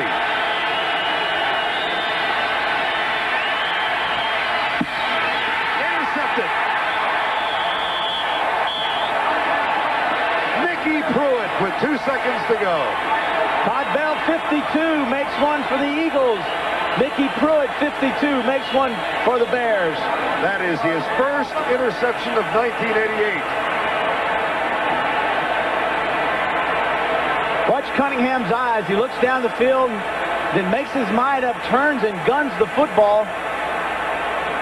But an excellent job by Pruitt. I was a poor decision that time. Looked to me that Cunningham was going to Carter, and Carter was well covered on the sideline. 2 seconds remaining in the first half. It's 17-9.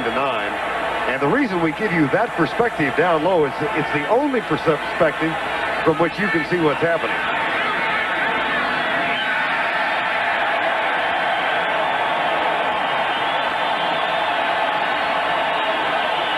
That's the end of the first half. In the fog with the score, Chicago 17, Philadelphia 9. The forecast now is for continued fog. The temperature has risen 7 degrees since we kicked it off. It's now 36 degrees. Unfortunately, in the Windy City, there are calm skies, nothing to blow this stuff out of here. The forecast could have called for partly cloudy, but they didn't tell us which part of which cloud. We got it all right here. Vern Lundquist and Terry Bradshaw back at halftime. This will be obviously a story in the second half, but missed opportunities, Terry. So much a story for the Eagles in the first half. I think so, and a young football team playing in this playoff game on the road, you need to capitalize on every opportunity you have, and they could have done that earlier, but mistakes.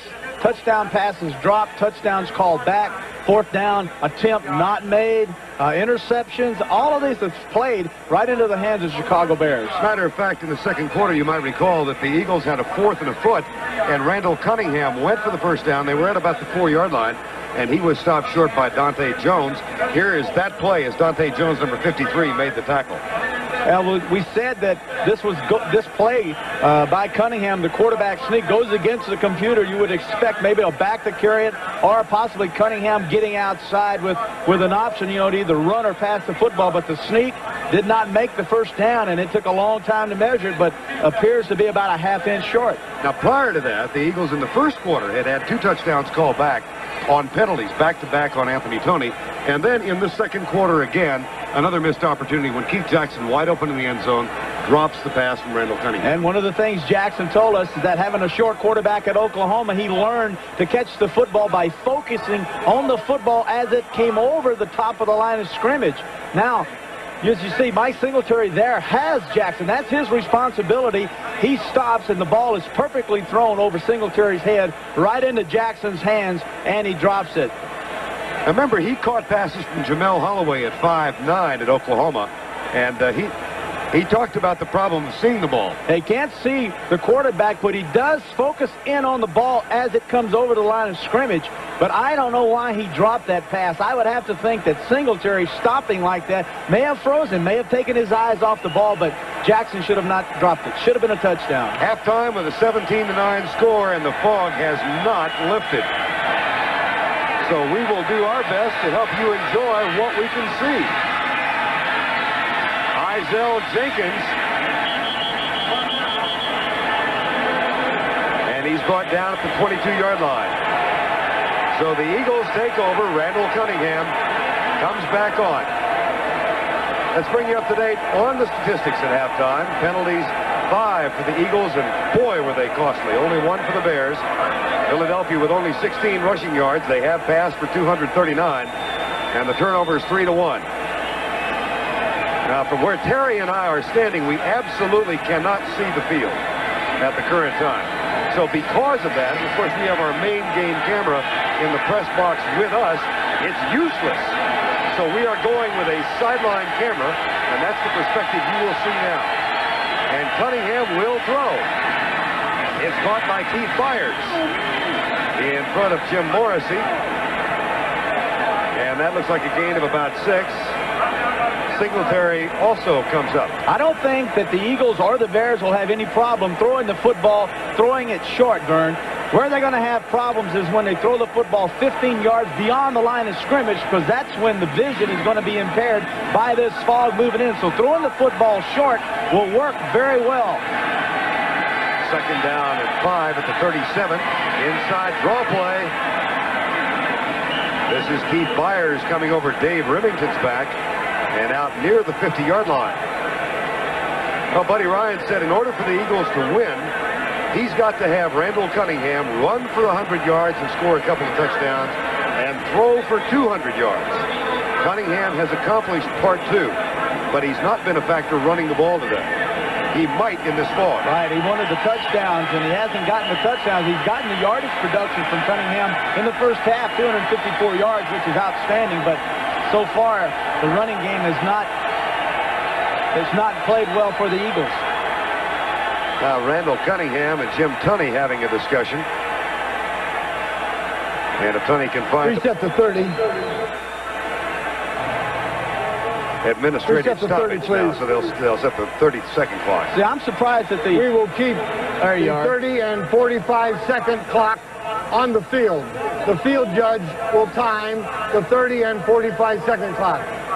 Okay, that's what I was just fixing to say. I'm surprised that Tunney does not take the clock and put it on the field with the field judge. Does that hamper a quarterback then? Well, it does. He cannot see the clock now. He's got to get in and get out of the huddle. He doesn't have the 45 seconds to look at. First and 10, Cunningham back. Drills it, caught. Mike Quick makes the catch. That's a gain of 13 yards. You know what I'm thinking here, Vern? I'm thinking that maybe these offenses having the advantage. Maybe this field, let's pretend that it's ice, and the offense can go because they know where they're going. But now, because of the fog that has moved in here, maybe there's a cautious attitude now on behalf of the defensive backs, and they're thinking is, don't make a mistake. We might lose the guy in the fog. So now they're laying off, and Cunningham's ripping them.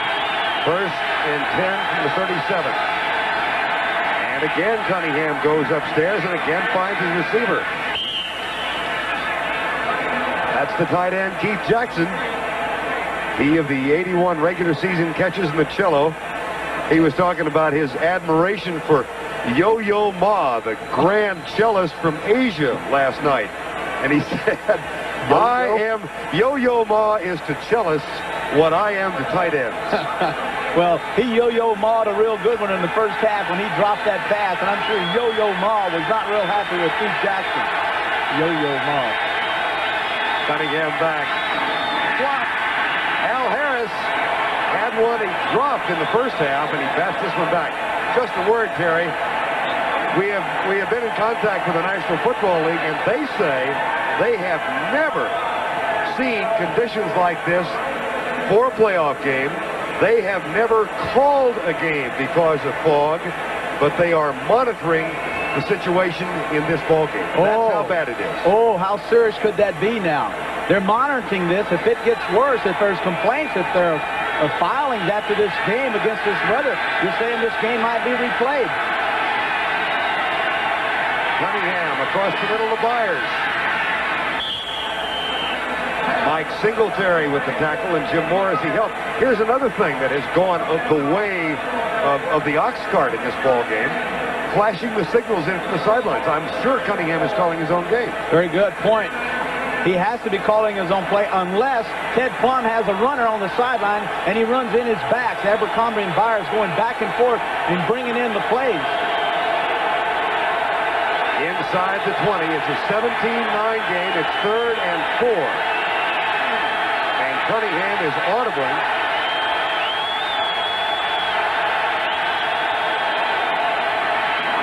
Pass right side. Down near the 15, Anthony Toney makes the catch.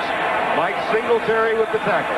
Another point also, Vern, is now that we're getting into the strategy of how to call plays is that these quarterbacks have been schooled in looking to the sideline primarily with 2 minutes left to go in the game. And now Cunningham will have to rely on his experience at calling plays in the 2-minute offense and in making decisions on his own without any help because he cannot see Ted Plum and Kavanaugh, the man that flashes in the signals. 17-9, opening moments of the 3rd quarter. And the Eagles have driven since taking the kickoff. Cunningham will scramble. Goes to the far side, throws it in the end zone, incomplete. Intended for Chris Carter, number 80. Or Keith Byers. It was Byers, number 41. Let's watch from Randall Cunningham's perspective now in this fog. He apparently is not having any problem seeing his receivers, nor are they having any trouble picking the ball up. Now he's outside in the flat, throws it down. As you're looking at that ball, hey, that's not so bad. You can see that dark football come flying in that fog, and it's not that hard to pick up. 3rd down and 10 at the 12. 17-9 as Cunningham peers through the fog and redirects his players. 3rd and 10. 2nd and 10. Left side, Toney intercepted. Picked off by Bestie Jackson. And the race is on.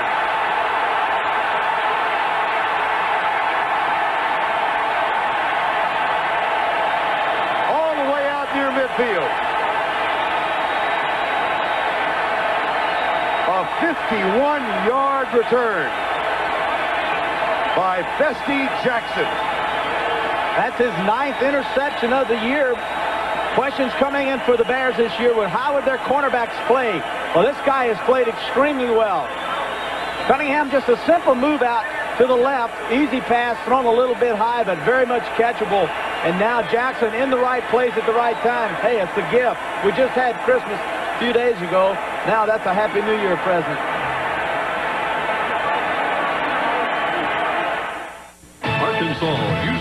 This is foggy Chicago. 10:20 to go in the 3rd quarter with the Bears leading Philadelphia 17-9. This fog rolled in over Bestie Jackson and Maurice Douglas and their friends late in the 2nd quarter of play.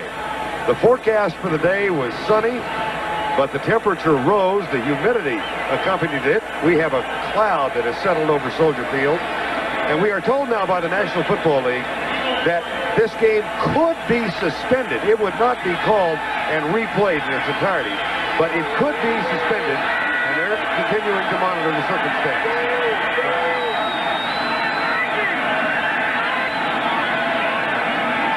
First and 10, toss left, Neil Anderson. Out of bounds in front of the Philadelphia bench. Tackle made by Todd Bell. Turnovers now, 3 for the Bears, 2 for the Eagles, and Anderson gains 11. He's got 19 yards now and 1 touchdown. Yeah, during the week down in Swanee, Georgia, Ditka was concerned about Anderson.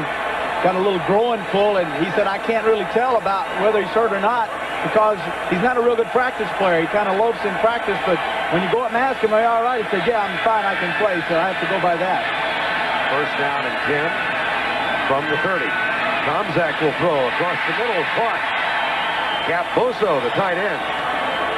Also playing in place of the rookie James Thornton, and the word from the bench is that Thornton, despite being hampered by an injury in the week, was not hurt in this game. Boso has played most of the game. That's a gain of 7. Well, as long as these quarterbacks are throwing the football, you've just got to believe everything's okay.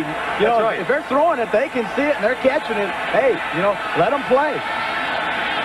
Tomczak looks left. That's Thornton in the lineup and in motion. There's a toss, a reverse. Dennis Gentry, chased by Reggie White, gets a block, and Seth Joyner knocks him down at the 18. Gentry, who got a big jump on things when they traded Willie Galt out to the Raiders this year. That's a gain of 6. You always run a reverse to the side. There is always hot pursuit, and that reverse ran right at Reggie White because he is the man, number 92, the left defensive end of the Eagles. He's the guy that's in hot pursuit, so they run. Once again, the clapping of the hands, Vern. 1st and 10 from the 17. Draw play. Anderson runs into Mike Pitts.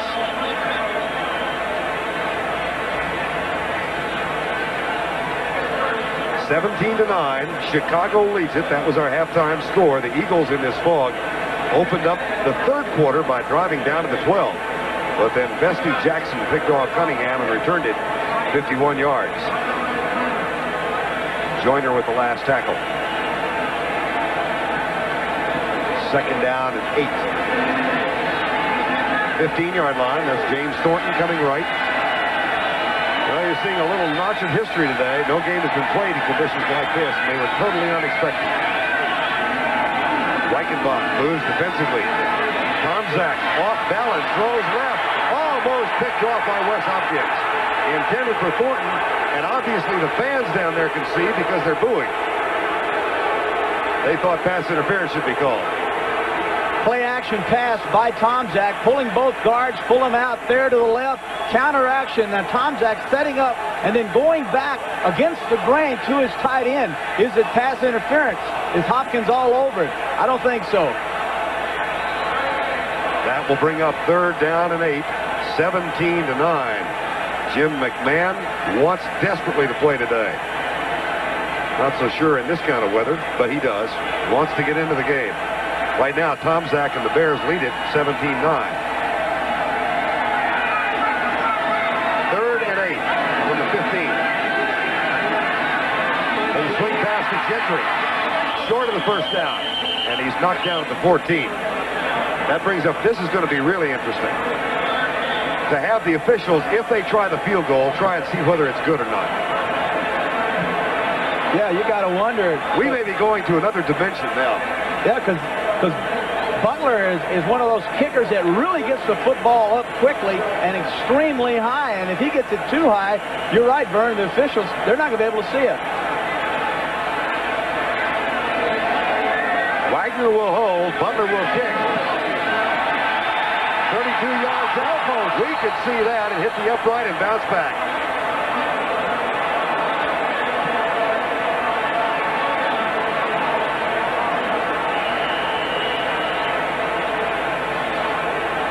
Let's look at the perspective from underneath the goalpost. Yeah, this is not so bad. There's the kick. That's easy. Excuse me. That's easy to see. And then the goalpost standing right there. No problem. Hits it, knocks it back. Buddy Ryan applauds the missed effort by Kevin Butler. Eagles have the ball back, trailing by 8. From the fog in Chicago. 1st and 10 from the 20. After the missed field goal, and Cunningham hands it off in the draw. Keith Byers, I believe, comes to the left side. And Jim Morrissey, Sean Smith knock him down. There's Dennis Gentry. As long as you're only 4 feet away, it's relatively easy to see. Well, you can go down that bench. Those benches are 14 feet in section, so that you're looking at probably, even with the camera angle, a good 50 feet there, and doesn't seem to be any problem on the sidelines for those guys to see. And both teams have been passing in this fog. 2nd down and 7 from the 23. Quick in motion, and Cunningham will throw. Or run, sacked for the 4th time. Wait a minute. He got rid of the ball, Vern. He must have, and completed it to somebody.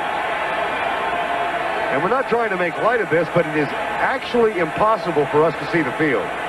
So we are doing the broadcast off the monitors. Okay, let's see if we can determine what took place here, Terry. That was a setup by, it's a short drop, so it's evidently a quick pass, but Cunningham feels the pressure, says he senses pressure and then reacts to it. Now he gets outside and fires the football downfield, and evidently a heck of a catch by somebody. Completed pass, first down. There was a flag, however. An interference call. On 46-yard line. Ton and his crew got their hands full trying to call this game. So do we. Pass interference was called and was declined. The catch was made. So the ball is at the 46, first down and 10. NFL continuing to monitoring the game, but as long as they can keep playing like this, they'll keep playing like this. And off right. Oh, what a great run that time. Really beautiful job. Cut inside, outside, missed 4 tackles, and down he went. Excellent job. 17-9. At least we can now see the clock. 5:10 to go, third quarter. You like that run? I like a little radio here. Well, the public address announcer here at Soldier Field has gone to a play-by-play call. He is calling every play, but he, like we, 41 injury, is looking on the monitor. Apparently, Keith Byers injured on the last play, and time has been called, an injury timeout. Officials. Time right there. That is Keith Byers, the injured player. Now, this is bizarre. That seems almost too trite a word. Yeah, you know, you could get hurt on that field, and they may not even know you're hurt. They can't find you anywhere. You're laying over there on the sideline somewhere, and they say, well, we're missing somebody. Where is he? Well, he must be hurt somewhere. Then you call out a rescue squad and go look for him. I mean, really, that's what it's like. Well, there's the view from the sideline of the officials continuing to confer. Can you imagine some poor guy that went up to get a hot dog midway through the second quarter and came back and hasn't found his seat yet? You know, when you watch this, somehow you lose the impact that this game really has. With these two coaches wanting to win this game, one guy wanting to beat the other so badly, and then this happens, and then you have to say to yourself, everyone, these fans, our viewing audience, are being cheated out of really what is a very critical game, an exciting football game with two teams that are throwing the football very well. We can't see any of it. Neither can our audience out there. And you know, this is a big deal, and maybe it should be some serious consideration. Yes, suspend the game. Pete Rozelle, the commissioner of the National Football League, is, of course, aware of the circumstances 5 minutes, here. 40 seconds, second down, 8. 5:40 to go, third quarter, second down and 8. And the ball near the 50. Now, one thing, we're way up high, and we have to look down through this, but once again, it looks as though the players are having no problem. Cunningham will throw again.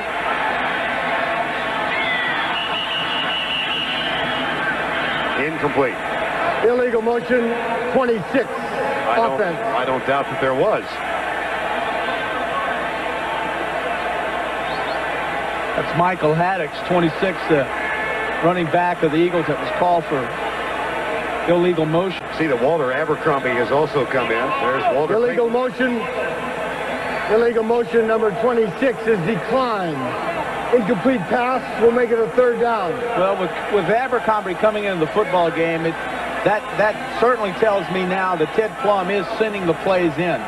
Because Abercrombie picked up on waivers, I guess. The Steelers cut him, and the Eagles picked him up, and he has not played that much this year for the Eagles.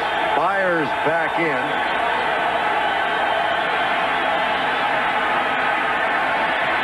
Cunningham, incomplete. Incomplete pass. Incomplete pass.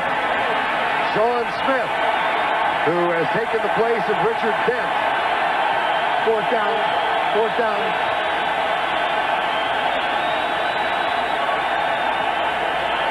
It'll be fourth down. Now imagine the problems of Dennis McKinnon trying to field a punt in this soup. I don't think that they're going to have, that the punters are going to have any problems, because I believe they can see pretty well. If it was extremely thick, yeah, but I don't think he's having any problem. We can see it now on our monitor.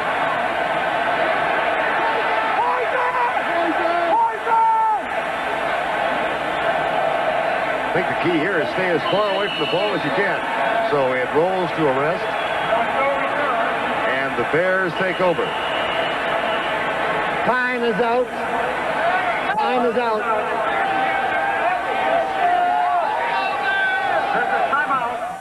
And From Candlestick Park, which knows a little bit about falling out of the Bay Area. First down, Chicago, 17.5-yard line. Ball at the 17.5. Jim Tunney in the background. 4:22 to go, third quarter, 17-9. Bears lead. It was 17-9 at the half. This ball rolled in late second quarter as State. Neil Anderson going left. Out of bounds near the 20-yard line.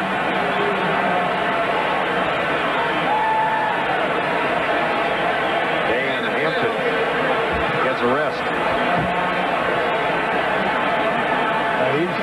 Hampton is one of the Bears that has voiced a little displeasure at McMahon's direction. When I was down there talking to him, Bernie, first thing he said to me was, when the Steelers won Super Bowls, how many games did you miss? I said, none. How about Staubach? I said, I assume none. He said, well, I made my point without mentioning McMahon, but it's been documented here in Chicago. Second down, draw play. Anderson is caught and dropped. Jerome Brown, number 99, makes the tackle. And that will bring up a third down. We have an update from the National Football League as they monitor this from the field. The league officials say they can see both goalposts, so this game will continue. They say we can't. We can't. Now we can see one. You notice that it appears that the fog is hanging around, I don't know, 8 feet, something like that. It's a little ceiling down, a little baby cloud down over the field. So the players apparently are having no problems learning and seeing the football. Third and 14, 17-9 ball game. Tomczak tipped, intercepted, picked off by Terry Hogue. That's his 9th of the year.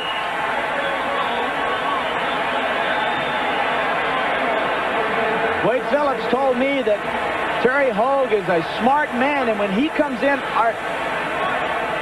that's Tomczak, I believe. Looks like Tomczak.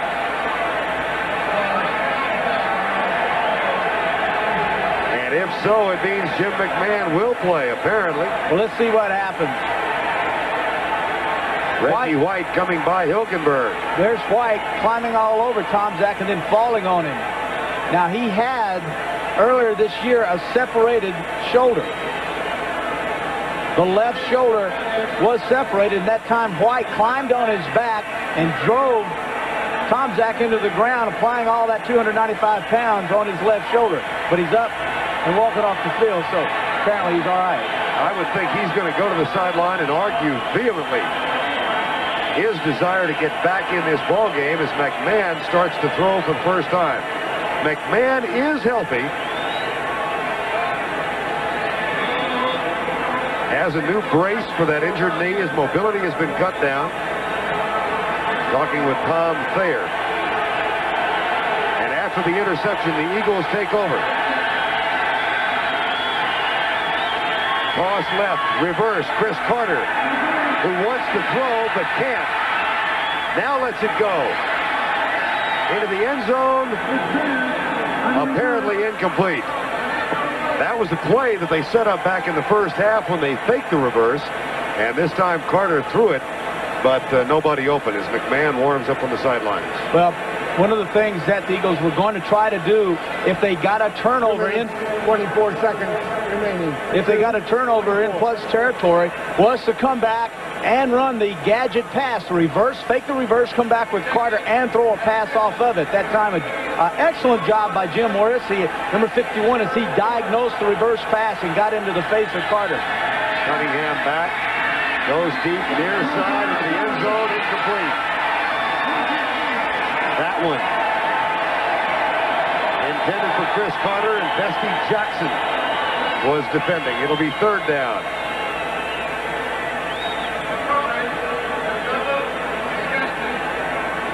That's a look in the press box here at Soldier Field, and here is what they and we are seeing. You can see the stands just below the press box, but the field is obscured by the fog. So again, because of that, Time remaining, 2 minutes. The thing for Philadelphia to do is to come out with their 3 or 4 wide receiver attack. Both the inside receivers will receive double coverage by the Bears. Both outside will receive single coverage. That's where Cunningham needs to throw the ball, to the outside receiver. Cunningham on the loose.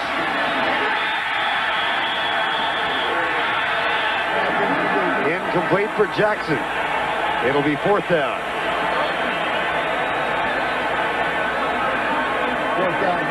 It'll be fourth down. You know, it's so interesting to me because from where we sit, I think our inclination would be to say suspend this game. It's obvious, though, Terry, with the passing game that we're seeing, their perspective is much better down below. I would like to go down on the field and see what these guys are seeing, because we can't see a thing, and I would have to think that down on the field, now this is a camera, this is our camera down on the field, and it's mounted, what, 8 feet high, something like that. No problem seeing, and so they're throwing the football, and every time, as long as they're throwing the football, evidently they're having no problem seeing. 35-yard attempt by Zendejas. It's good. He's hit his fourth of the game. And that cuts the margin to 17-12. This is an ideal time to have a sideline reporter, but National Football League rules prohibit it. And has stayed here, and the game has continued. It is being monitored by the National Football League. 17-12, Chicago leads it. It was 17-9 at the half. Zendejas just kicked a 35-yard field goal. Now, we've got the lights up here. It seems nice, but we can't see anything beyond 10 feet from No, there. that's it. They can see our monitors. This is how we're doing the game. We're just taking it off our monitors, and that's the best we can do. I'm sorry. Zendejas will kick off. He's kicked 4 field goals today. And somewhere through that fog, the ball will appear. Taken by Gentry.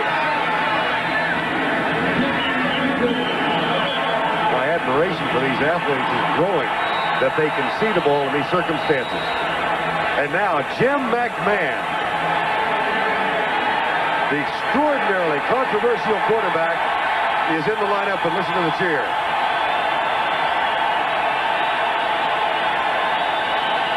He made the statement, I want to play. I just hope that they don't wait too long to put me in. In other words, if we're going to win this football game, I'm going to have to be the guy quarterback, and that's the way Jim McMahon feels about this game.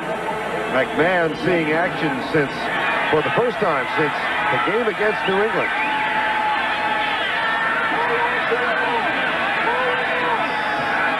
From the 21, first down and 10, McMahon takes his first snap at quarterback. And he'll throw.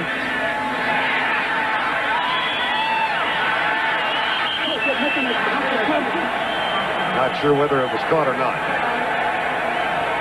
It was a catch. Second down and 3. 7-yard gain. It'll be second down and 3. Well, we got just a moment. Let's send it down to Herb Cross. Herb?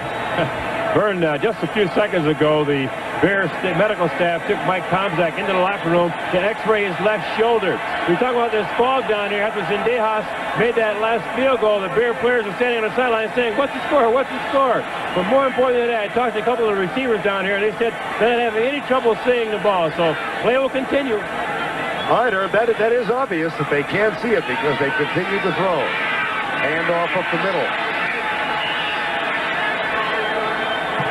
Now, McMahon told me, Vern, that one of the things that he's going to do if he gets an opportunity to play in this game, he said, I'm going to come in and I'm going to throw the football, and if I have to, I'm going to tell Ed Hughes, don't send me any plays, don't wag in any signals. I want to take control, and I want to pass the football because I know I can throw the football on these guys. So we'll see whether or not McMahon does start throwing the football all over this field. We are late in the third quarter of this NFC divisional playoff game. First down and 10 from the 34 in the fog in Chicago. The fog, which has been around for more than an hour now. Sanders comes left and is cut down by Andre Waters. And Mike Pitts. Inbound, clock right.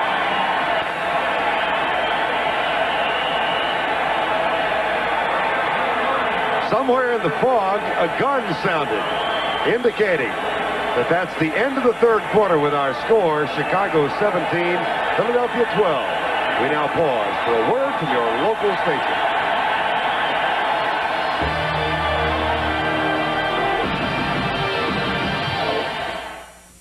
This is CBS. The S&K Menswear Super Sale. S&K's entire stock of wool sweaters, $19.97. S&K's entire stock of sport coats from $79.97. S&K. For this NFC division playoff game between the Philadelphia Eagles and the Chicago Bears. Vern Lundquist, Terry Bradshaw, in a game in which the fog rolled in midway through the second quarter. The game has continued. It'll be second down and 4. Jim McMahon has replaced an injured Mike Tomczak for the Bears, who hold on now to a 17-12 lead as we begin in the fog the fourth quarter. That was Brad Mustard, number 25, on the carry as the Bears now go from right to left here in the fourth quarter. Well, you know, Vern, we made a point earlier about the white jerseys of the Eagles and how it might be hard to see. Now with these guard jerseys, I got to think that if it is difficult to throw, that McMahon can now see his receivers in this kind of all-white background. Now the dark jerseys of the Bears kind of pop out. Very good point. There you can see the white jerseys blending in, the Philadelphia Eagles, as they deploy, and Jim McMahon comes up. Early fourth quarter, 17-12, Chicago. They had a 17-9 score at the half. Sanders goes right and disappears in the haze. Goes right and out of sight.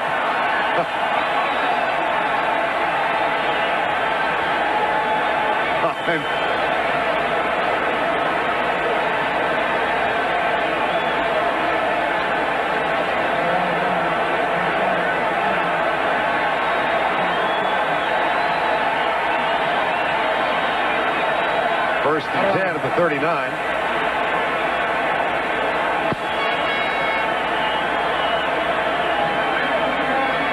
That was a 19-yard gain for Sanders. And the ball is at the 36. And just to make the point again, these players apparently can see much more readily than we can. Neil Anderson coming left. Bounds back upfield. The back judge, Tom Sifferman, made the call. But the Bears moving, they have a 17-12 lead.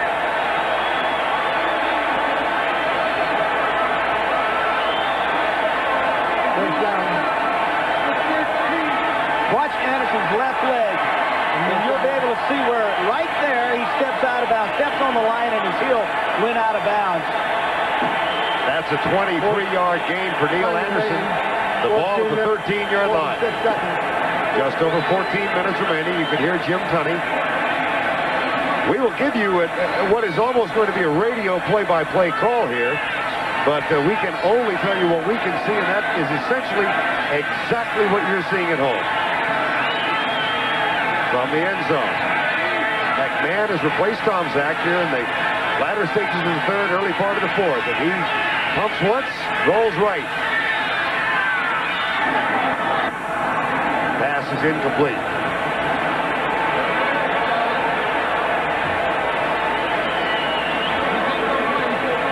Jimbo Covert.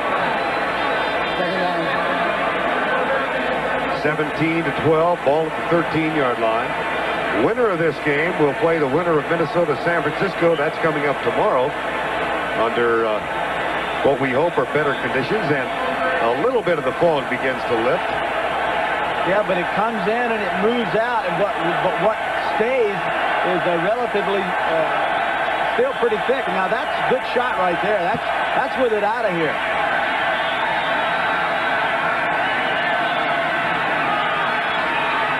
McMahon, left side. And Wes Hopkins gets into it with Dennis Gentry. No, Hopkins is pitching the fit because Gentry came up and gave Hopkins the pop right under the chin, and that's what he's hollering about. He says, I didn't do anything wrong. Gentry is the one that initiated this. You always tell us that if the guy that responds to the initial blow is the one that gets flagged. And so that's why Hopkins is pitching a fit. 13 minutes, 20 seconds. 13 minutes, 20 seconds. The clock is being started. That's Jim Tunney, the referee. And again, if you did join us late, Pete Rozelle, Don Weiss, the league office, in conference with the officials. They can see both goalposts on the field, and the decision was to continue play in this critical postseason game under less than ideal circumstances. 17-12, Chicago. Neil Anderson, the ball carrier, and Andre Waters with the tackle. Bears getting their running game cranked up here, Vernon. What they're trying to do, of course, is to score and take a 12-point lead and then use the clock up. And the clock is so important to a quarterback. He runs his whole offense off of the clock, getting up to the line. And I'm sure what's happening is Tunney is coming into the huddle and saying, Jim, you got 39 seconds. Jim, you got 40 seconds. Field goal attempt by Kevin Butler. This will be from 27 yards out. Make it 26 officially. It's 17-12 right now, less than a touchdown, separating the two teams.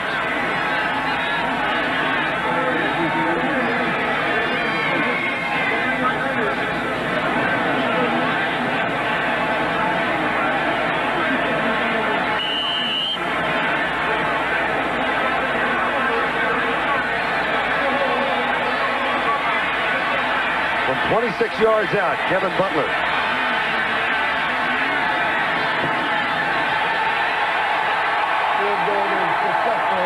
Got it. Field goal is good. Time is out.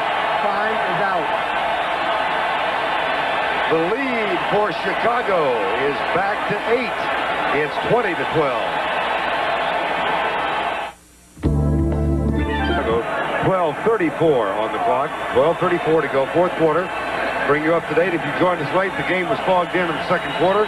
We have terrible conditions, but the league has decided to continue the game because, and I think we should re-stress the point, Terry, they apparently can see on the field because they have been passing the ball. Yeah, that's true. We're at least, 75, 80 yards away from the field, so it's a lot harder for us. But down on the field, and I'll say it again, as long as they're throwing the football, obviously they're not having any problems seeing it if they're throwing it. So let them play. We're just having a hard time giving our audience out there a good picture of this. Chicago will kick off after the Butler field goal. The fog has become the story of the game. Looks like a reverse going to the far side of the field. Izell Jenkins continues to carry it after faking the handoff to Walter Abercrombie. Now, while we got a second, let's go down to Brent Musburger. Brent? Vern, I was out on the field a short time ago with the officials. You and Terry are right. You can see toward the end of the field what Jim Tunney will keep his eye on is the 30-second clock. If the quarterback no longer can see it, then they would think about suspending it. But when you look down the field, both Cunningham and now McMahon can see it. One other update, Vern. Tom Zach apparently is not going to return. It's McMahon's game now the rest of the way. All right, Brent, thank you. First and 10 from the Chicago 30, or from the Eagle 31. 20-12, and Cunningham back. Left side, batted down, Sean Smith. the fourth-round draft choice out of Grambling, who's trying to fill the spot vacated by the injury to Richard Dent. Richard Dent. Now, the difference in the styles of Sean Smith and Dent are extremely opposite. Smith's a much bigger man. Smith is a man that has one rush. It's a bull rush. He is a big guy who plays the run extremely well, whereas Dent is very mobile, very quick, and he's the sack leader. But Smith, a big, strong defensive end. But today now, he's already knocked down 2 passes that Cunningham has attempted to throw over his hands. Second down and 10. 20-12, Chicago in the fog in the Windy City.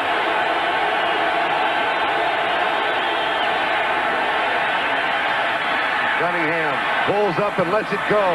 Caught by Quick. And that should be enough for a first down as Maurice Douglas makes the tackle. Anytime Cunningham drops back to pass and then starts to run, the moment he approaches the line of scrimmage, the linebackers in the corners, they stop and react to him running with the football. And when they do that, that allows the receivers the extra 2 steps to get open. That time Quick, when Cunningham ran, came in behind with safety wide open. Cunningham 19 of 38 for 318 yards.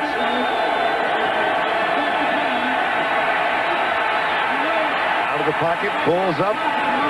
Incomplete, intended for Keith Jackson.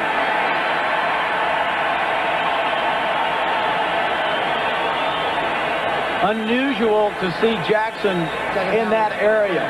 Once again, to give you a little insight into the Eagles' strategy when Cunningham runs with the football, unlike a lot of receivers in the National Football League that are taught to come back to rescue the quarterback, the Eagles receivers turn around and explode and go to the goal line. Cunningham has the ability to throw on the run and to throw it very accurately and very long. Second down and 10. 20-12, ball at the 50. Chicago holds on to an 8-point lead. Draw play. They test the middle, and Steve McMichael makes the tackle. Neither McMichael or Hampton made the Pro Bowl, and there are a lot of people that are saying that there was an injustice served because they felt that these 2 men, Hampton and McMichael, had tremendous years. Pressure from tackles in a 4-3 is almost unheard of anymore. Most of the pressure has always come from the outside, but these men caused havoc up the middle. 3rd and 5 in the fog. Ball to Chicago 45. Bears lead 20-12. Stunts. Cunningham left side. Caught by Byers. Close for the first down. And the Eagles do pick up the 1st and 10. They will be able to move the chain. That's the second time now we have seen in this game an all-out blitz, and Byers is responsible for one of the men rushing. But what the Eagles wanted to do was let that man come and get Cunningham. Byers will run the route, and Cunningham will blitz control to Byers. If the back pulls off and covers Byers, then Cunningham will set up and throw the football downfield because he'll have time. 1st and 10, Philadelphia. They trail by 8. Under 10 minutes to go in the ballgame. Cunningham bumps once and goes deep in the fog. And it is incomplete. Chris Carter, defended by Maurice Douglas, inside the 10.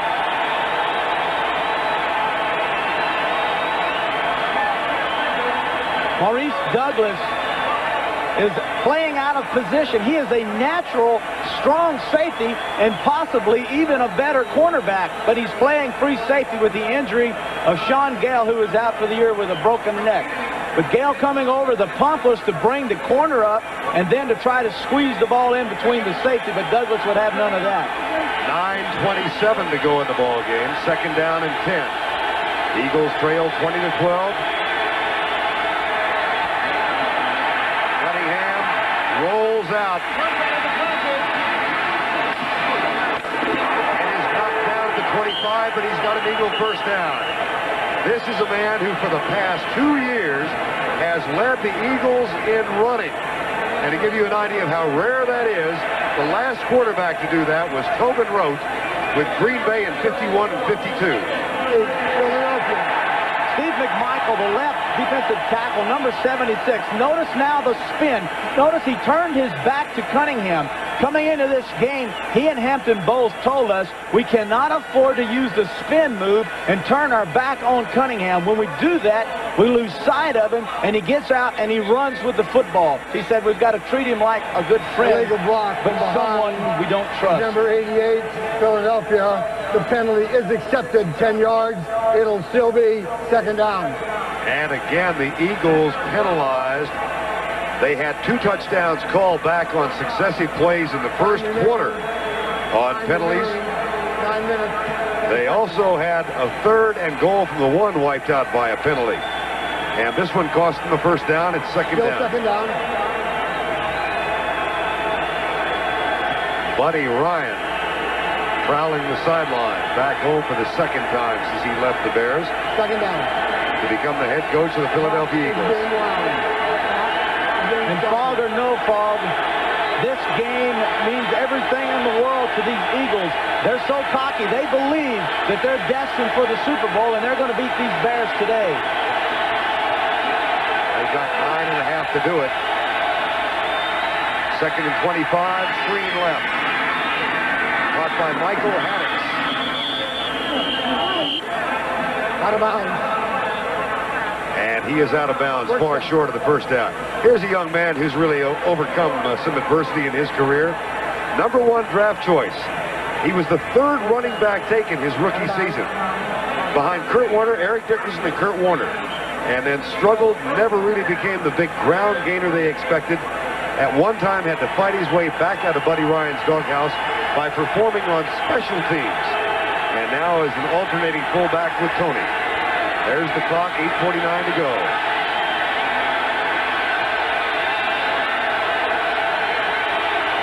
And apparently they did get a first down in the last play. Incomplete at the 20, intended for Carter. And let's go down to Irv Cross. Irv? Now, the field conditions are lousy for the players. What we're looking at right now are Polaroid shots that were taken at halftime for the Bears coaching staff to determine strategy. This helps you show spacing and various defensive alignments so the opposing team can't see a thing. Hey, Will? Yeah, Irv, I think the big story here around the field where the people can't see the game, but they're marveling at the public address announcer. How can he see all of this from the press box? Well, he can't. What he did was put an assistant down on the field with a walkie-talkie. The assistant relays the play to the press box. Then they shoot it over to the PA assistant. Let's go back to Vern. Well, that's what we need. 8:40 to go. I wondered how he was doing such a good job.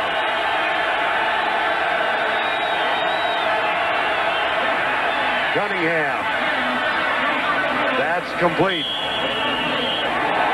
Incomplete. Now it is complete.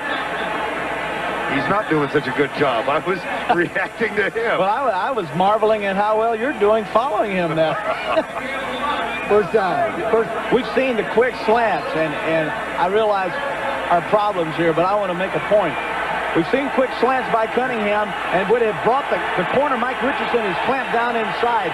A quick slant now with a pump fake. Fake the quick slant, and then take it up the field will be wide open. First down, 10, pass left. Bestie Jackson gets in the way of it. And Mike Quick can't hang on. It's incomplete. You know, that's what I just said is something that very easily could have happened with Ted Plum and his people on the sideline, but back to the strategy, he cannot help Cunningham. He can't say, do the pump and take the quick slant and go up the field because they can't see what's happening. So therefore, Cunningham has to do the improvising all on his own. If they send the play in, he must now be a quarterback and say, this won't work. I can see better than you, and call it off and call his own game. 7:57 to go. 2nd and 10. Eagles trail 20-12. Cunningham comes right. Lobs it. Incomplete. Intended for Byers. No catch. And Byers, claiming foul, wants a penalty call. There is a flag. Back upfield. Offensive pass interference, number 26. Michael Haddix, offensive pass interference. That's another Eagle penalty. Now here's a thought, Terry. The Vikings and the 49ers getting ready to play tomorrow, and you'll see that on CBS. The winner of that game has to play the winner of this. They've got to prepare off of these game films. Pass interference, offense, number 26. The penalty is accepted, 10 yards. It'll still be second down. That's true, Vernon. What will happen is that the coaches for either the Vikings or the 49ers will have at least to their 4 or 5 films from that past weeks. They won't necessarily have this one, but by this point in the year, what new can possibly come out in a game? So I don't think it's anything special. Sure, they need these tapes, but they've got other film tapes that they can set their game plans with. From the 27, second and 20. Jackson.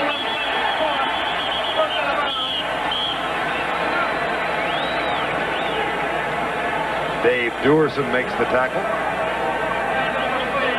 Duerson, who said he's going to play just like a linebacker today. He's going to be right up and jam Keith Jackson. And Jackson had an interesting point about how he's learned the technique to escape those jamming linebackers. And he got it from television. He got it from watching the Cleveland Browns. Ozzie Newsome. Notice how he took a lateral step. The first step was down the line of scrimmage, and that took away the jam by the linebacker or the safety. And then once he got the separation, he was able to cut back inside. He saw Newsome do it on television, and now he does it.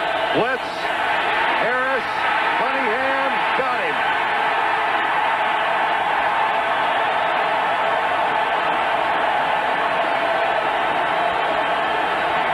Grasp and control, grasp and control. Well, that was grasp and control, but it appeared to me that there also was a late hit on Cunningham. You know, there's grasp and control, and now we've got the whistle to come into this. So let's see, is this a late hit? Cunningham, Harris 90, forces him out. He holds him up, says, I got you. Now there's some help from Sean Smith. And now Maurice Douglas, the free safety, he comes up and pops Cunningham. Hey, I'm going to tell you right now, that is roughing the passer. That should be an Eagle first down. John Telchik is on to apparently punt on 4th down. And Jim Tunney. Charge. Timeout. Chicago. That's number 1. Indicates the Bears have called timeout. They've used one of their 3. They have a 20-12 lead in the fog in Chicago. They won the 85 World Championship. They lead right now 20-12, and John Telchik is the punt from the 37 of Chicago. Squib kick, left side. And that will bounce back to the 11-yard line. Jim McMahon, who replaced the injured Mike Tomczak, comes back onto the field after the 27-yard punt.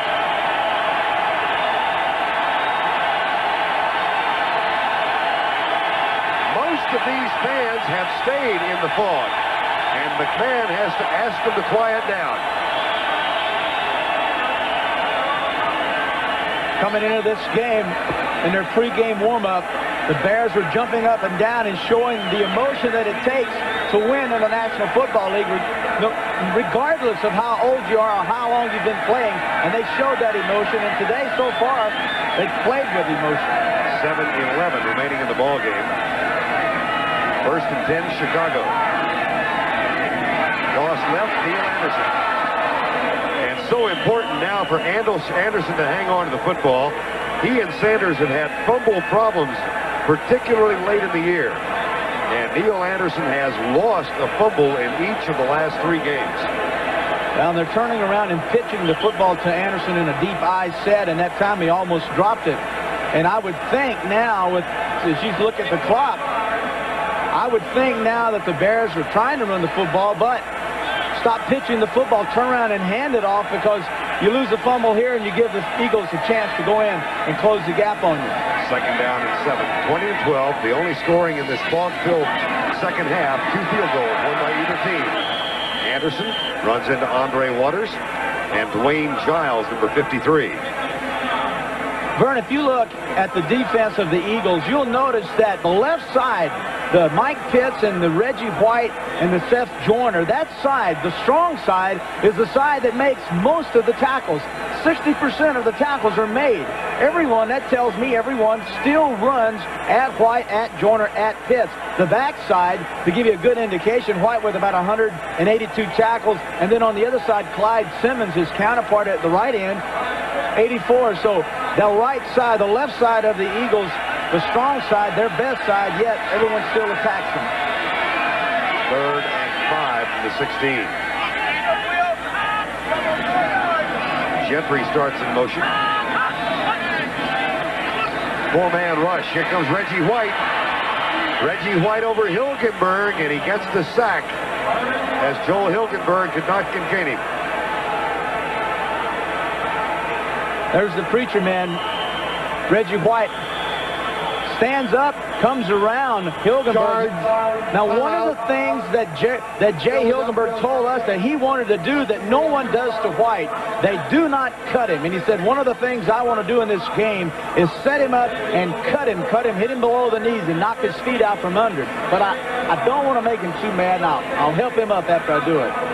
Hilgenberg and Reggie White will both play in the Pro Bowl.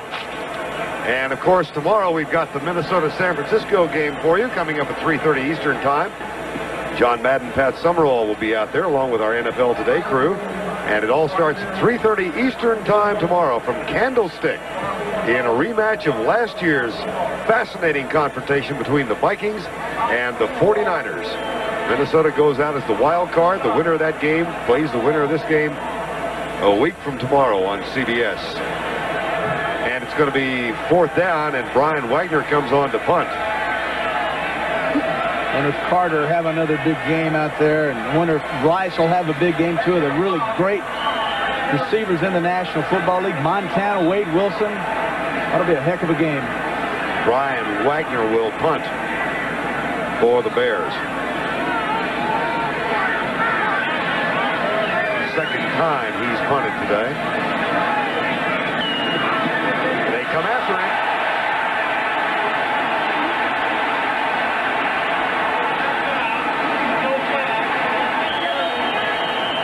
Greg Garrity just activated. And I do not believe there were any flags. No, there were not. 45-yard punt, 2 on the return.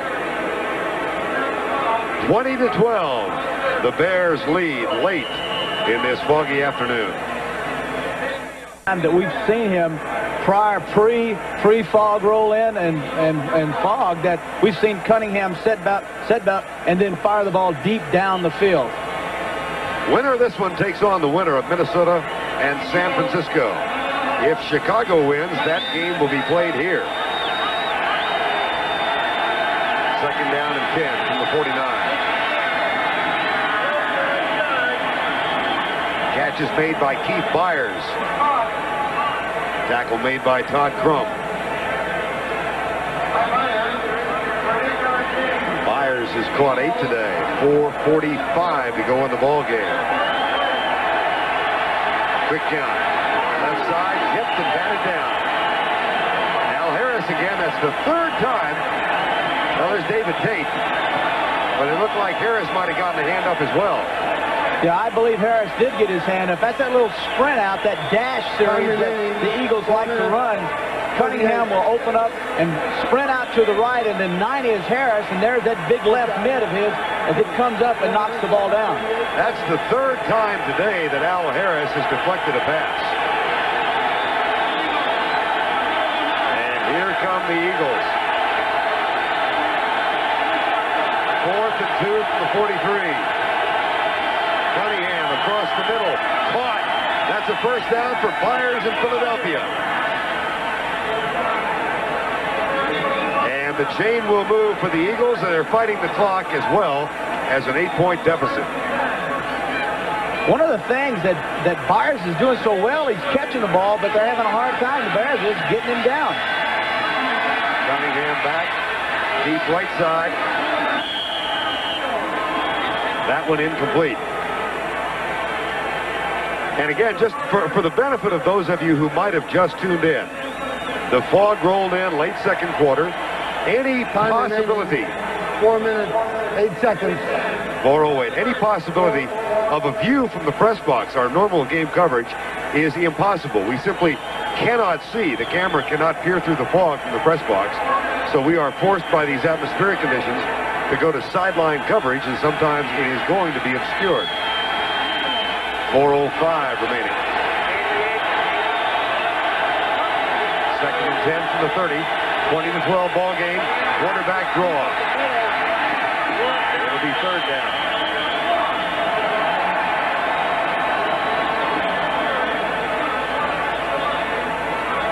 Now this is where Cunningham is calling all his plays. Notice he's waving downfield. He'll set the formation with his hand by going right or left. He'll set the formation and call the play from the shotgun. Rush from Rivera. Passes complete to Addix down to the 16-yard line. 3:35 remaining in the ball game. Well, this is where they've disintegrated the Eagles. That is, they've had penalties, dropped passes for touchdowns. Now is the time, if they're going to score a touchdown, they need it now. Rush from the outside by Rivera. Left side intercepted. Picked off by the Bears. That's the 3rd one they've gotten today. And the chase is on in the fog down the far sideline as Chicago gets yet one more turnover.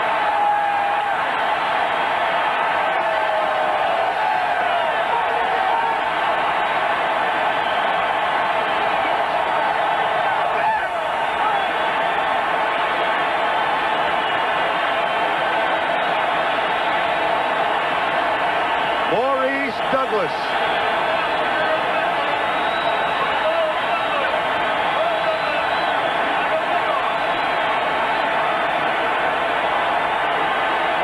His 2nd of the season.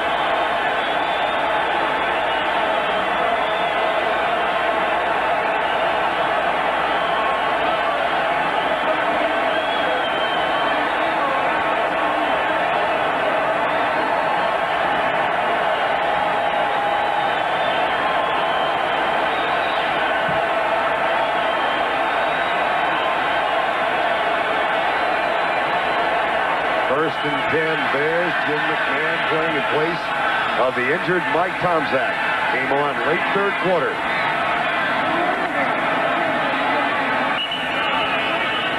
Brad Muster, the rookie out of Stanford. Buddy Ryan's team. He all but guaranteed a victory. But then so did Mike Ditka. Time has been called.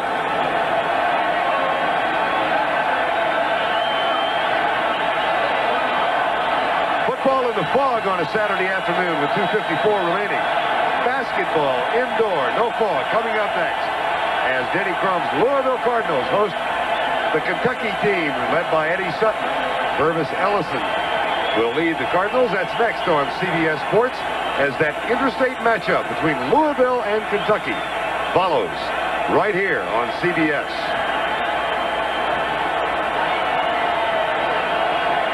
Our first view of the field. We can now see the players on the field. This is the first time we've had a perspective from up on top as the fog starts to lift with under 3 minutes to go. And the ball near the 35.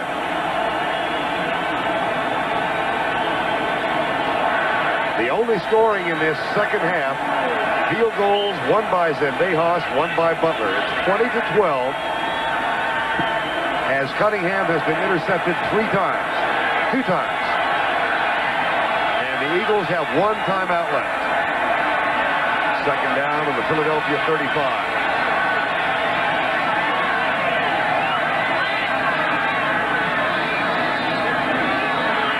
Anderson knocked down by Giles and Mike Pitts as the clock rolls down to the 2:50 mark. Gamble. Now the Eagles have to gamble. But early in the game, we saw the Eagles come out and blitz quite a bit. Now they've gotten very conservative. Now they're behind. Now the Bears are driving in, so now they got to sell out, bring 8 people up on the line of scrimmage, and go after the Bears. Blitz, blitz, blitz. And with a quarterback like McMahon, I would not be surprised if they did that he would not audible to a pass and try to score. 2:20 remaining in the ball game. 20-12 Chicago. 3rd and 5. Thornton in motion. Thomas Sanders jammed up by Pitts and dropped. to be 4th down. And Philadelphia apparently will stop the clock. Nope, they did not. Or did they? Yes, they did. They used their final timeout. Here's Jim Tunney. Time is out. 2 minutes. 2-minute notification. 2 minutes exactly. Time is out. That is not an Eagle timeout. They do have one left. We have 2 minutes remaining in this NFC divisional playoff game. Turnovers have cost his team today. A good safe pass by McMahon. His intent was to go into the end zone, but he pulled it back and threw a little control screen out in the flat to get the first down. 1:25 remaining. Bears, if they win, will be at home next Sunday in the NFC Championship game against either the Vikings or the 49ers. Left side, Sanders, driven backwards. And we approach the final minute.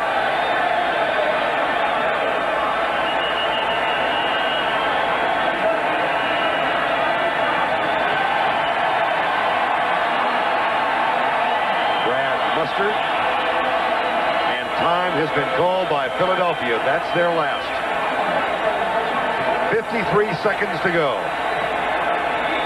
2 weeks ago, Buddy Ryan told us that he wanted this team in the playoffs to get the experience, to understand it, to grasp what it's about, to be excited about next year.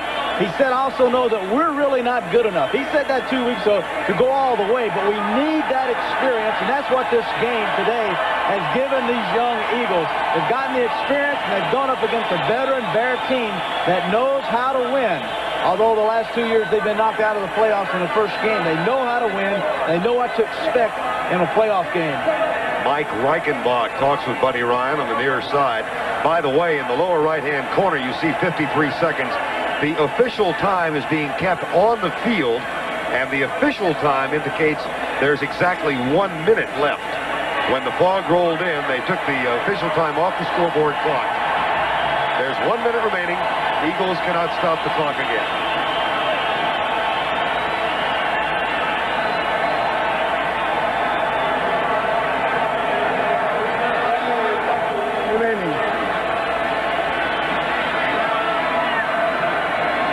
Second down and 9 from the 23. The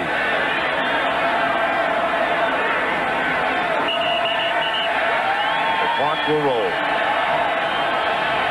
Now some of the frustration of the afternoon comes out as Jerome Brown and Andre Waters. Well, no surprise that Waters is in the middle of it. Yeah, Waters doesn't understand why a lot of things are said about him, but he's the guy that likes to mix it up. Looked like Seth Joyner, 59, was the injured Eagle down.